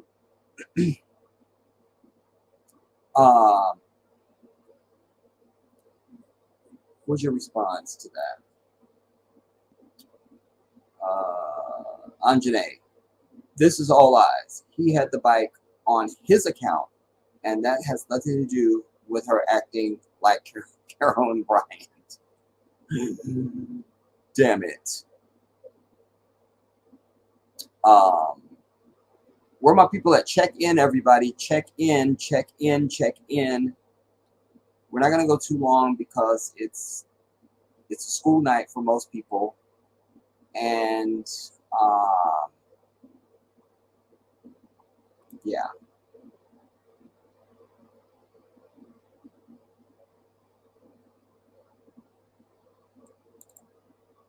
What is this?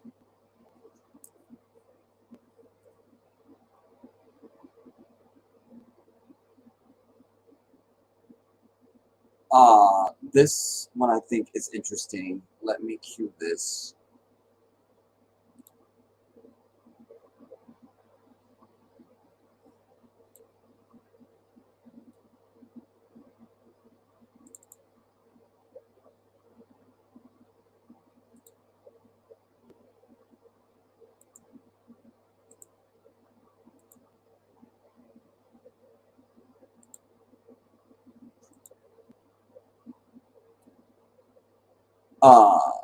Colorado teacher calls for forceful cultural revolution targeted at whiteness.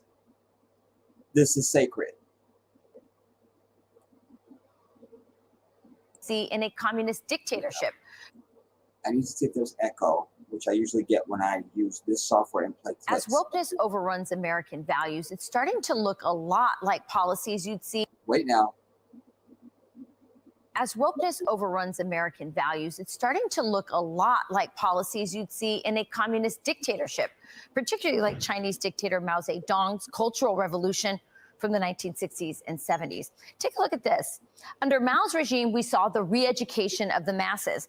Now in the U.S., we're seeing school teachers and as wokeness overruns American values, it's starting to look a lot like policies you'd see in a communist dictatorship, particularly like Chinese dictator Mao Zedong's culture. As wokeness overruns American values, it's starting to look a lot like policies you'd see in a communist dictatorship, particularly like Chinese dictator Mao Zedong's Cultural Revolution from the 1960s and 70s. Take a look at this. Under Mao's regime, we saw the re-education of the masses. Now in the U.S., we're seeing school teachers and college professors pushing gender ideology. We're also seeing social justice theory, race theory, and Marxist values being pushed onto our kids. In China, there was this destruction of family values. And today in America, we're witnessing a push to end the nuclear family. Under the communist dictatorship Mao Zedong, he persecuted those with different beliefs. And in the U.S., cancel culture and censorship is running wild. And finally, in China, the removal of religion. It's a warning to the U.S. as America faces a sharp decline in religious beliefs and a rising attack on faith-based institutions. Just a second, because I don't have a grasp of this. So we'll do it in opposite order. We'll see what the article is saying. This may be more than we want to bite off right now. I thought it was something else, and it could potentially not be that. Survivor of Miles' Revolution on the Similarities of Modern Wokeness. Y'all know I did a whole thing recently about this woke shit. Anybody that's not black needs to stop saying fucking woke, because that's just the new way of saying nigger. That's it. And if they say it to white people, that just means nigger lover. That's what it is, everybody. That's what it is. And white people don't know what the fuck woke is. And the only reason why there has to be such thing as woke is because their white ass exists. You understand? We're not going to get into this because I can't. It's long, and it seems to be voluminous and convoluted. And they're dealing with Mao and China, and that's just not what I'm signing up for right now. So strike this from the record. There may be some probative value there, but we're not getting into it.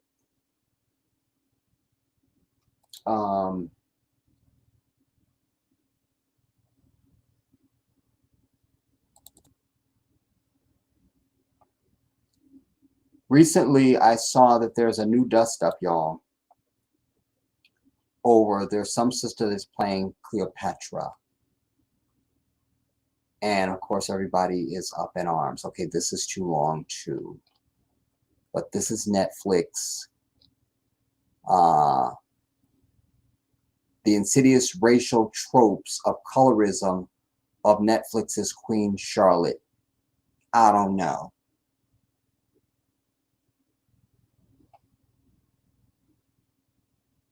I don't know.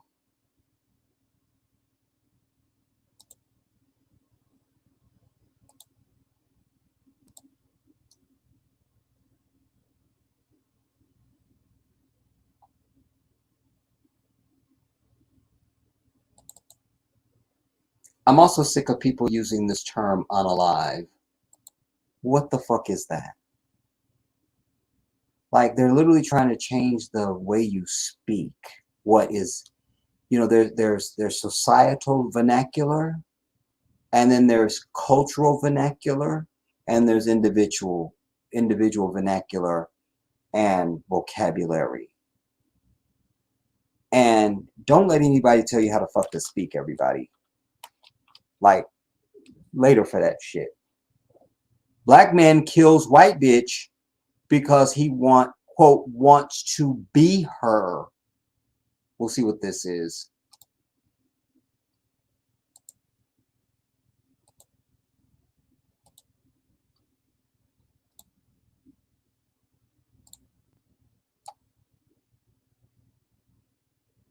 The Independent News. Story by Asir Fataga. Man shoots homeless trans woman. Black. Woke Americans. There they go about that. You see, a totally unassociated story we just started with. It was something woke bullshit. Now this begins. Woke Americans. Woke Americans are giving the opportunity for more crazy stuff like this to happen again and again. This is, of course, in the eyes of the average conservative American. The loss of a life, of course, tragic. Following that, it seems that stories of black criminals are put aside as it does not fit the narrative of the Democrats. Fuck these people. You see, they're trying to this alphabet bullshit. They're calling that the left and Democrats and woke culture. They're saying black criminals are put aside and it does not fit the narrative of Democrats. Don't buy into that, everybody. Because going back, to the King era and Malcolm and all of that. But even before that, and I suggest even now, we're not concerned about that. White is white. Give a fuck whether it's left or right and all that, conservative and progressive and fuck all of that. We're not interested in that, and those labels don't include us. And because it's about power for white people, especially at the political level, the party that receives any support from African people now primarily is the so-called Democrats. But I've told you there's not two parties. There's one party. They're playing good cop and bad cop because they all agree on whiteness. They all agree on holding niggers back. Don't you get anything? I just saw where in Florida, remember they're the epicenter for banning any teaching of critical race theory and black history and things like that. But now they are putting a law into place to teach that it's mandatory for schools to teach Asian and Pacific Islander fucking history. Again, it's what I always tell you. Put somebody else in front of the nigger so we have to deal with them. Because they're the main issue. They're the motherfuckers we owe. They're the motherfuckers should have already have massacred and exterminated our white asses off. Quick, put somebody else in front of them. We don't need to know shit about the Asians. We don't. Because for what?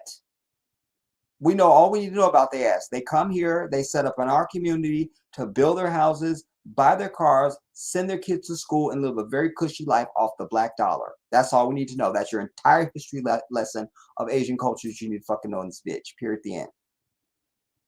So let's not buy into these labels of left and right and the bullshit. That doesn't matter. You understand? And let's be very aware of and vigilant and observant of the rise, the promotion of these black so-called Republicans now. They all look the same. It's always some black dude, usually dark skinned with some kind of baseball cap, wears some shit most black people don't wear.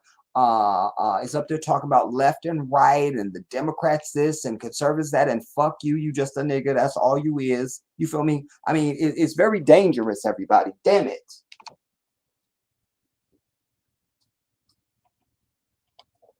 There's so many fucking battles we got to fight. You understand? So much extermination, so little time. All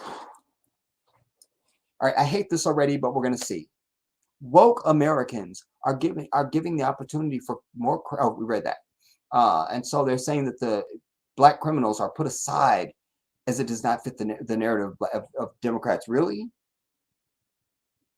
Because the motherfucker that sits in the office right now wrote the fucking 94 crime bill, and the reason why many of our people are still languishing in jail. It definitely fits the Democratic narrative, bitch. I'm over it. According to Trending Politics, during a press conference, Phoenix Homicide Lieutenant James Hester reveals that investigators are concluding the attack to be a random act. Their findings state that Zion William Teasley was purportedly following victim Lauren Heike, Heike, a Zionist bitch, on the trail and proceeded to assault her without any provocation. How do you know that? Not saying there wasn't, but how do you know that? They're stating that affirmatively without any provocation. Like, we stood there and saw him do this and she didn't do anything wrong.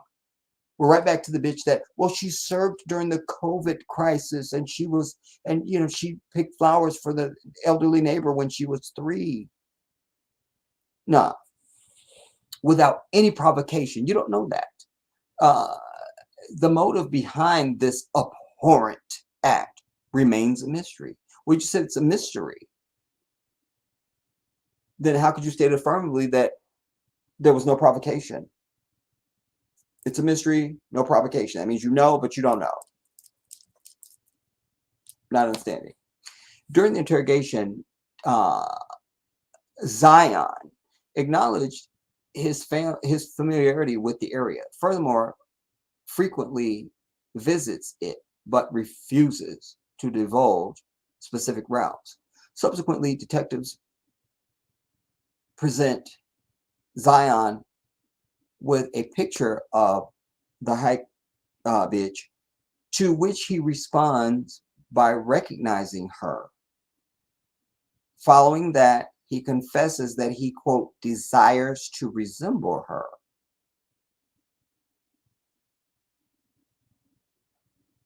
Did I miss something? I've read everything that's here. We'll go on.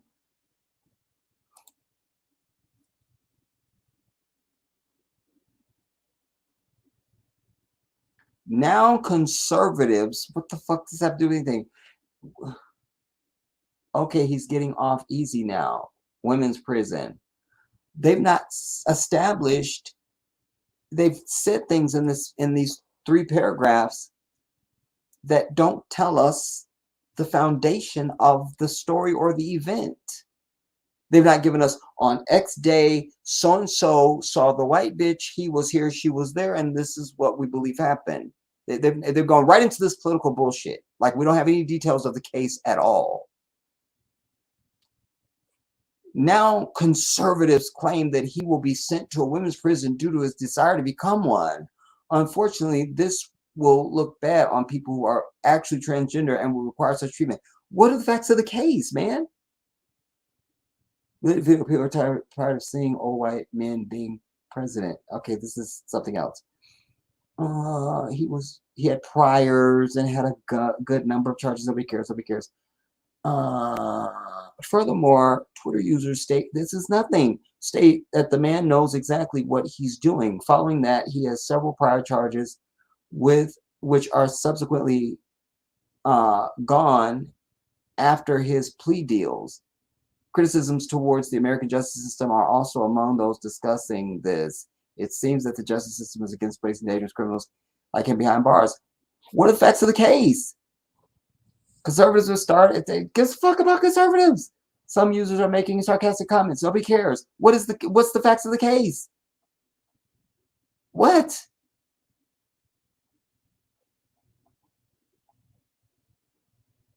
We still don't know what happened. I'm over it. That was a waste of our time. An utter waste. Wow.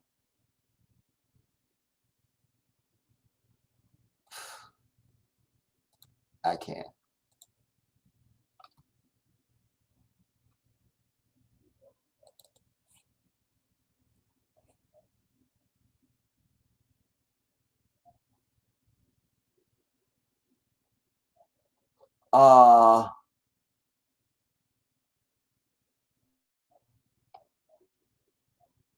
Is this an article?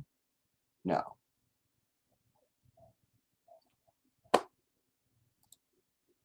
Strike that.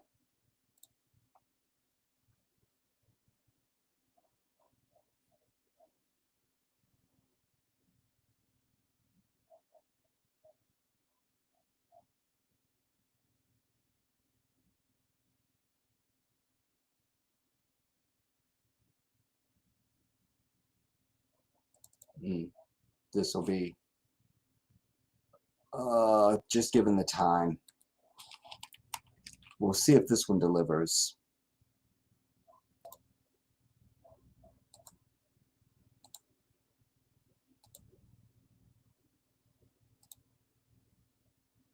All right. Black woman and white woman who came together after witnessing racism at Starbucks have fallen out after starting a nonprofit. Because they always turn on you. There are no good ones. They're always faking.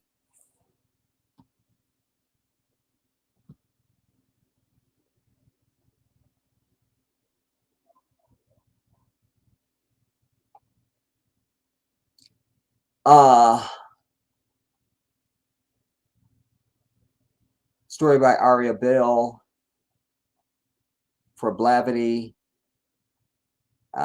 This is an image of a George Floyd protest. All right. Michelle Sahin, a Ghanaian American woman.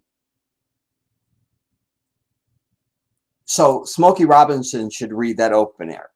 She's a Ghanaian American, Smokey, you fucking plastic bitch. A Ghanaian American woman, and Melissa DiPino, a white whore, who joined forces after a viral incident brought them together, have fallen out due to their differences. Couldn't have saw it coming. Just couldn't have seen it. Just couldn't have seen it. On 14th April 2018, a video, what the fuck is the date on this? This is from Thursday. On 14th April 2018, a video recorded at a Philadelphia Starbucks captured two innocent black businessmen who asked to use the store's restroom being arrested because the coffee shop's white demon-ass employees called the police. Remember that we did a story on that. Remember the two brothers? And everybody's like, what was so good is they were both so calm and they were so cooperative. Fuck that. Calm and cooperative have gotten you exactly the shit you're still getting. You understand? Not calm, not cooperative. combative and fucking violent. That's what we need. That's what gets result. Call the police. The footage quickly spread across the social media after it was posted. Both Saheem, the Ghanaian, and the white bitch witnessed their unjust arrests. In the 46-second clip, the Ghanaian sister can be heard saying, "They didn't do anything. I saw the entire thing." See, we didn't know this. We covered this story. We all know about the incident. Interesting that another story came out of that, you know.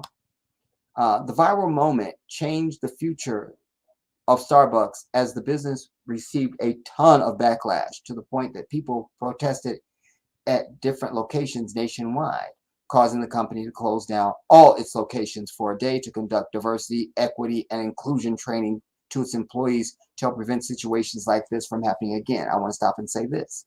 This is yet another reason, number millionth and a millionth, of why if our people were Muslims, or if you could at least adopt the way of life as the Muslim, or at least the principles, this wouldn't be a story, and them brothers would have never been a story. How is that, Jedi? Why do you say these medieval things to us? Because I told you guys the story. I want to say it was probably 2011 or 12. Probably 11, because I was still going through rehabilitation with my feet from my injury. And I was on a little driver thing in Target. I had gone there to pick up my pain medication at Target. And I'm driving around, and there's a Starbucks, so I went and got my Fenty ice caramel macchiato with infinity caramel, like give me this much caramel and then a little, you know. And there I go. And I run into one of my Muslim brothers. "Oh, Assalamu alaikum, Abdullah, alhamdulillah." And we're talking, he goes, "Brother, what's that?" And I go, "Oh, brother, this is my Fenty ice caramel macchiato. You have to get this. It's amazing." And on and on. And when he goes, "Brother, they support Israel. Have not had one since that day." Do you understand? No need for me to be in a Starbucks. No need. No need. No need. That's principle. So if we understood that, even if you didn't understand that principle, and you can't get on board with their killing Palestinians, and therefore you don't want to support that, if that's just too much for you, then the fact that our brothers had the police called on them, that should have gotten you there. Now I don't go to Starbucks because the bitches called the police on our brothers. We don't go there. Fine, your bitch has someplace else to go. Starbucks is not the only people that sell iced coffee or whatever the fuck they sell. Anything they got at Starbucks, you can get it someplace else. That's just what it is. I had to point that out, man. Shocked and upset to have witnessed an obvious case of racial discrimination, the white whore tracked down the Ghanaian to better educate herself by having an honest dialogue about racism before she posted her clip of the video online. Quote, "I really just did a simple thing. I witnessed something wrong and spoke up about it and shared it in my social network, which happens to be mostly white." Who is saying that? Just a second. Shocked and upset,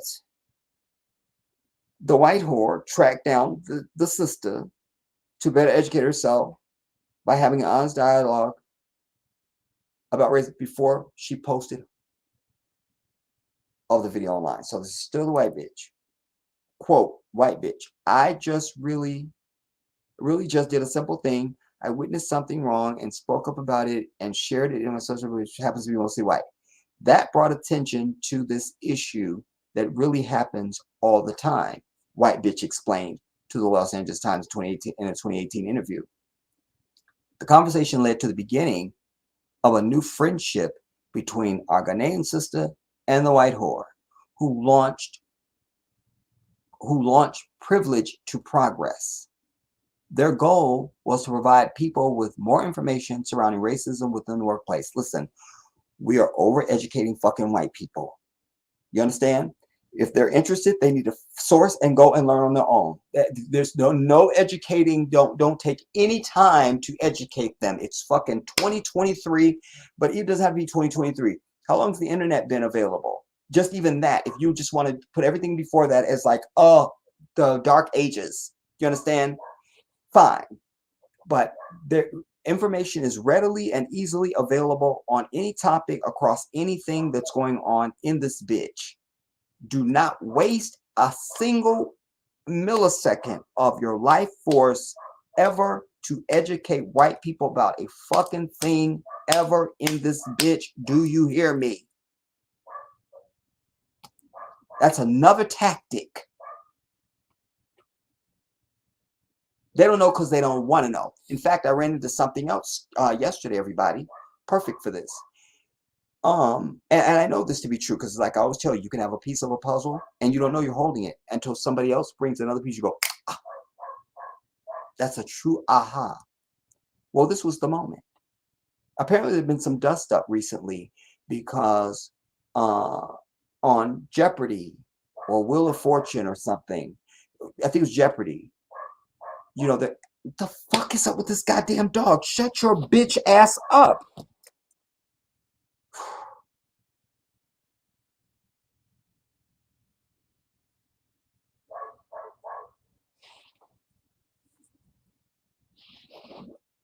Because that means somebody's probably provoking and I have to go out there and throw fucking rocks at these kids or something. Or it could be a cat. Anyway, they will ask some outrageous fucking question no human could know. Oh my God, I can't.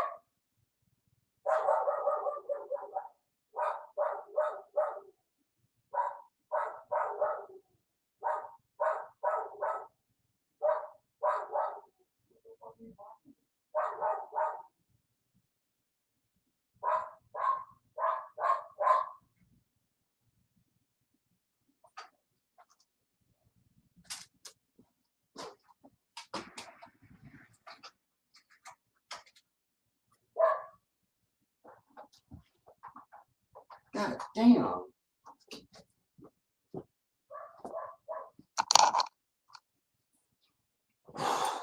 Where is a crossbow when you need it?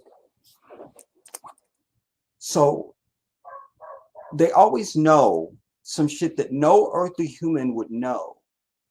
I remember one time, this is years ago, they literally, I think it was Jeopardy, they literally played Janet Jackson's Nasty. And all the fucking white contestants stood there. I'm sorry, that was Janet. Like, you didn't fucking know that? Like, what? So there was this dust up about that. Like, I saw a clip where they showed, well, were they showing this for the story? Or do they show it on Jeopardy? Do they show pictures on Jeopardy? I don't know. But it was Jaimin Hunsu, who I met, by the way. But they were showing Jaimin Hunsu and they were asking something about Blood Diamond something. And they didn't know. And apparently there's this uprising online from other black people like, yeah, how come these white motherfuckers don't never know shit about black people or any of our shit? You know, but they know all this outrageous stuff that no human should know or would need to know. You know, that's a real thing. So I'm just trying to say, to make my point, that they don't know shit because they don't want to know. They don't want to know. So don't take your time to fucking educate them about shit. When they transgress, issue the fucking penalty for that shit and be over it. That's it. But moving on.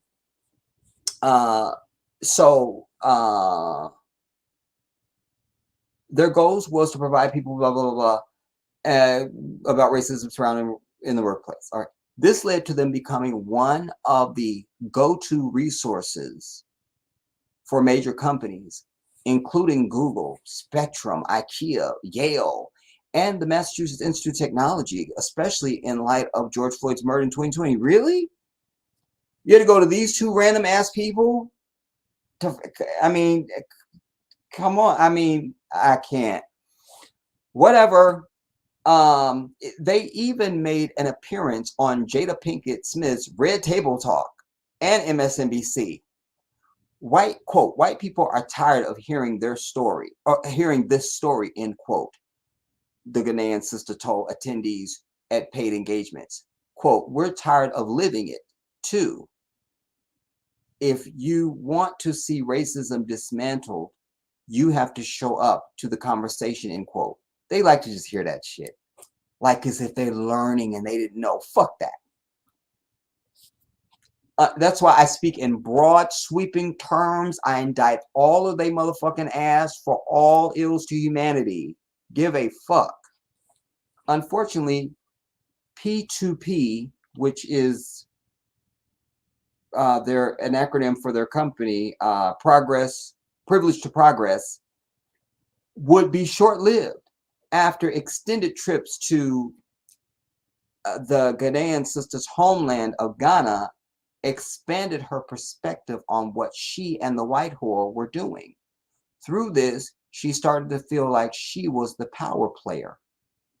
Quote, I started to realize that I was the draw, my skin, my story, the Ghanaian sister said. I was growing faster and thinking about this all at a deeper, more complex level. I could have told you that. You feel me? What I just say before we read it. It's fake. They don't mean it. It's an act. Blah, blah, blah. You understand? And they're not interested. This bitch was just along for the ride. She probably just approached her like, I just want to learn because I want to learn. And no, you don't, bitch.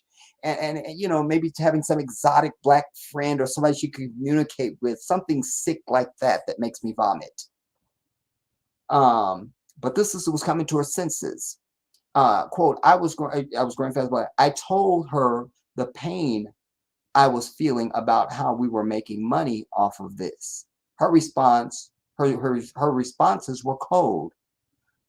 Well, why are you mad that you're making money on this though, Sister Shaheen? Get a coin. Not mad. And it is your story and you're speaking, your Google and you're consulting with your Red Table. I mean, you should get some compensation for this. Like, don't feel bad about that. You feel me? If you feel that bad, then hold on to that guilt while you forward the coin to my bank account. It's fine. Everybody has to have their space, and I respect it. I'm here to learn and understand. But she was feeling bad. The pain I was feeling about how we were making money off this. Her responses were cold. She expressed to the white whore that she felt she deserved 50% of their business profits. Just a second. You just felt bad about making money and now you want 50% of the business profits? Wait, maybe I read something wrong. I was growing fast, blah, blah. I told her the pain I was feeling about how we were making money off this. How you were making money or the fact you were making money? I'm not understanding. Her response were cold. She, the white bitch, she expressed to the white whore that she felt she did. Oh, so maybe how they were dividing up the money, maybe that was just written wrong. I was feeling about how we were making money off this. How or the fact? It reads like just that we were making money off of it. But then the next sentence suggests that it was okay, we were making money, but she expressed the white bitch she deserved 50% of their business profit. Let's read on. Of course, the white whore who managed the nonprofit finances, and social media content disagreed. Quote, I thought we were working things out. I thought we were best friends, the white whore told the LA Times. Instead, I learned that we were not friends anymore. The organization had a mission and she no longer supported it. No, bitch. This had nothing to do with the mission, white whore. Again, misstating facts, as your white asses always do. It's about the money, not the mission. Let's be very clear. All right. Despite the friendship they once had, things took a turn for the worse following our sister's social media post calling the white whore, quote, manipulative, end quote, and sharing the difficulties of teaming up with a white bitch to fight racism, sparking a war between the two before P2P's website and social media platforms were taken down. Both women are now focused on separate missions. They're never your friend. My parents told me this when I was knee-high to a grape. Them white folks is not your friend. End quote. That's it. That's it. They are not your friend. All right.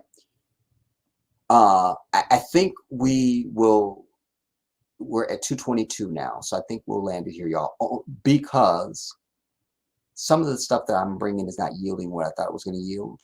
But I also noticed that I'm not seeing your engagement. And anytime I feel like I'm wasting my time, as my grandmama used to say, when the other kids don't want to play, you take your toys and go home. So I think it's time for me to take my toys and go home. So as I said to you at the top, one of the reasons I want to do this is because I wanted to see if we're going to have any problems with the software. Thankfully, we had no issues. That's a miracle. That was one. The other one is that because I had wanted to bring, I wanted to let you know that Tuesday probably will convene because I want to bring you up to speed on what's going on with my return home to the Gambia, and also to finish showing you my videos from Gambia as well. Also, I said I would update you. So we have raised we're just over $500, everybody, on the fundraiser. Most of the majority of the donations have been coming in on CASHAPP, which is fine. You know, we'll take it any way we can get it, quite frankly. You know, and it's essentially better because, you know, GoFundMe takes a very nominal portion. It's really not a lot at all, but just so that you know that. And Cash App doesn't take anything, you know. So, but whatever, you know, whichever way people feel most comfortable. So that's where we're at. We're just over, I think it was like $502 US. In fact, Samba and I were talking about it day before yesterday. I feel like it was day before yesterday. It could have been Thursday. I don't know. Yeah. So we're gonna go up until, because the rain season starts in June, and so hopefully that first week of June we're going to continue to fundraise, everybody, because we want to try and get to the 6,000 that that was the goal.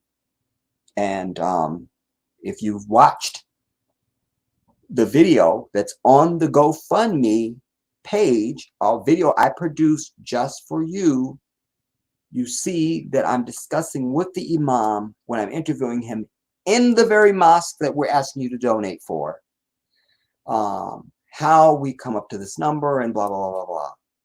So we will still send this now at the beginning of the month. We'll send that what we've raised on to the imam. They will not get, obviously this is, if you've seen the video, you know there's a lot that has to be done to the mosque. All right, and remember, a little bit goes a long way, everybody. So just keep that in mind. Like, I mean, the transfer rate is really fantastic, and we'll be able to do a lot for them, for this mosque. It's going to be a thing of beauty. And so this is not something they're going to get done overnight. I'm sure that they will get some things done, you know, And when we say the rain season, that doesn't mean it's going to rain all day, every single day. There'll be days when it's not raining and all that kind of stuff, and they can do work and stuff like that. And I'm sure the first thing they're going to get started on is that roof. Because as I said, in the rain season, as I say in the video, the rain season, the mosque, they can't use the mosque because the rain comes through the damn ceiling, you know? But I'm gonna stay at it because I gave my word, and I'm a man who always keeps my word. It's my main stock that I have is my word. It's one of the things that makes me a man. I always tell brothers, if you don't stand by your word, you're not a man, because a man must be his word. This is one of the requisites to being a man. You must be your word. You must be it. But anyway, so we'll continue. But I still encourage everybody. Remember, if you're a baller, you give whatever you can. Doesn't matter what you give, everybody. Just give something. Let us continue. Let us continue. Let us continue. Let's continue. And let's get it done. Let's get it done. Let's get it done. So that's what we've raised thus far. And I will, keep you updated on, what progress we're making, all that, at different intervals as we go. And that's what we've come up with thus far. I think on the last time I looked at the GoFundMe, I think there was like, I don't remember. I feel like it wasn't $500. I think it was under $100 that the donations total up to on there. But I'm just letting you know that we're not just raising on the GoFundMe, we're also raising on Cash App. So this is our total of what we've raised thus far. So I want to say thank you to all of you who have given and have donated. Many of you stepped up to the plate immediately, right away. I thank you for that. Like, there's no need to sit back. If you know you're going to give, then just give. Don't wait, man. And so I appreciate those of you who rushed to do what you could, and I appreciate that. And it all adds up, it all adds up. I have nearly 2,500 views on just my aerial video from the Gambia. If everybody had just given $5, we'd probably be done. I don't know the math because I don't do math. I'm a lawyer. There is no math in law.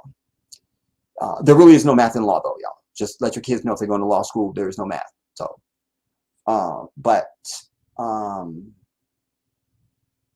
that's the frustrating things, that we could already be there.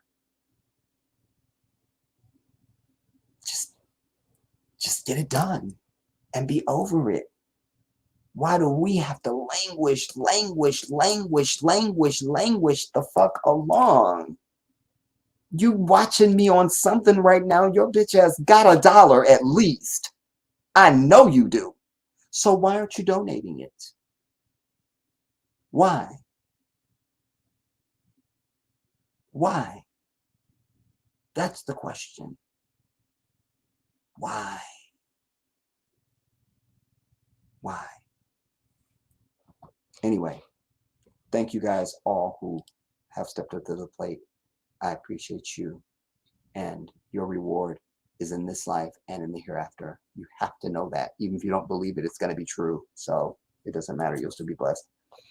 And thank you guys for coming on a Sunday night, everybody. Like I say, I almost didn't do it, because we had thunderstorms again today, and then it was getting on. I'm like, well, probably not today then either, because yesterday definitely was too hot, and the thunderstorms, when the thunderstorm came in, I was like, it's not happening. Then today, it's like, I'll wait till it cools off.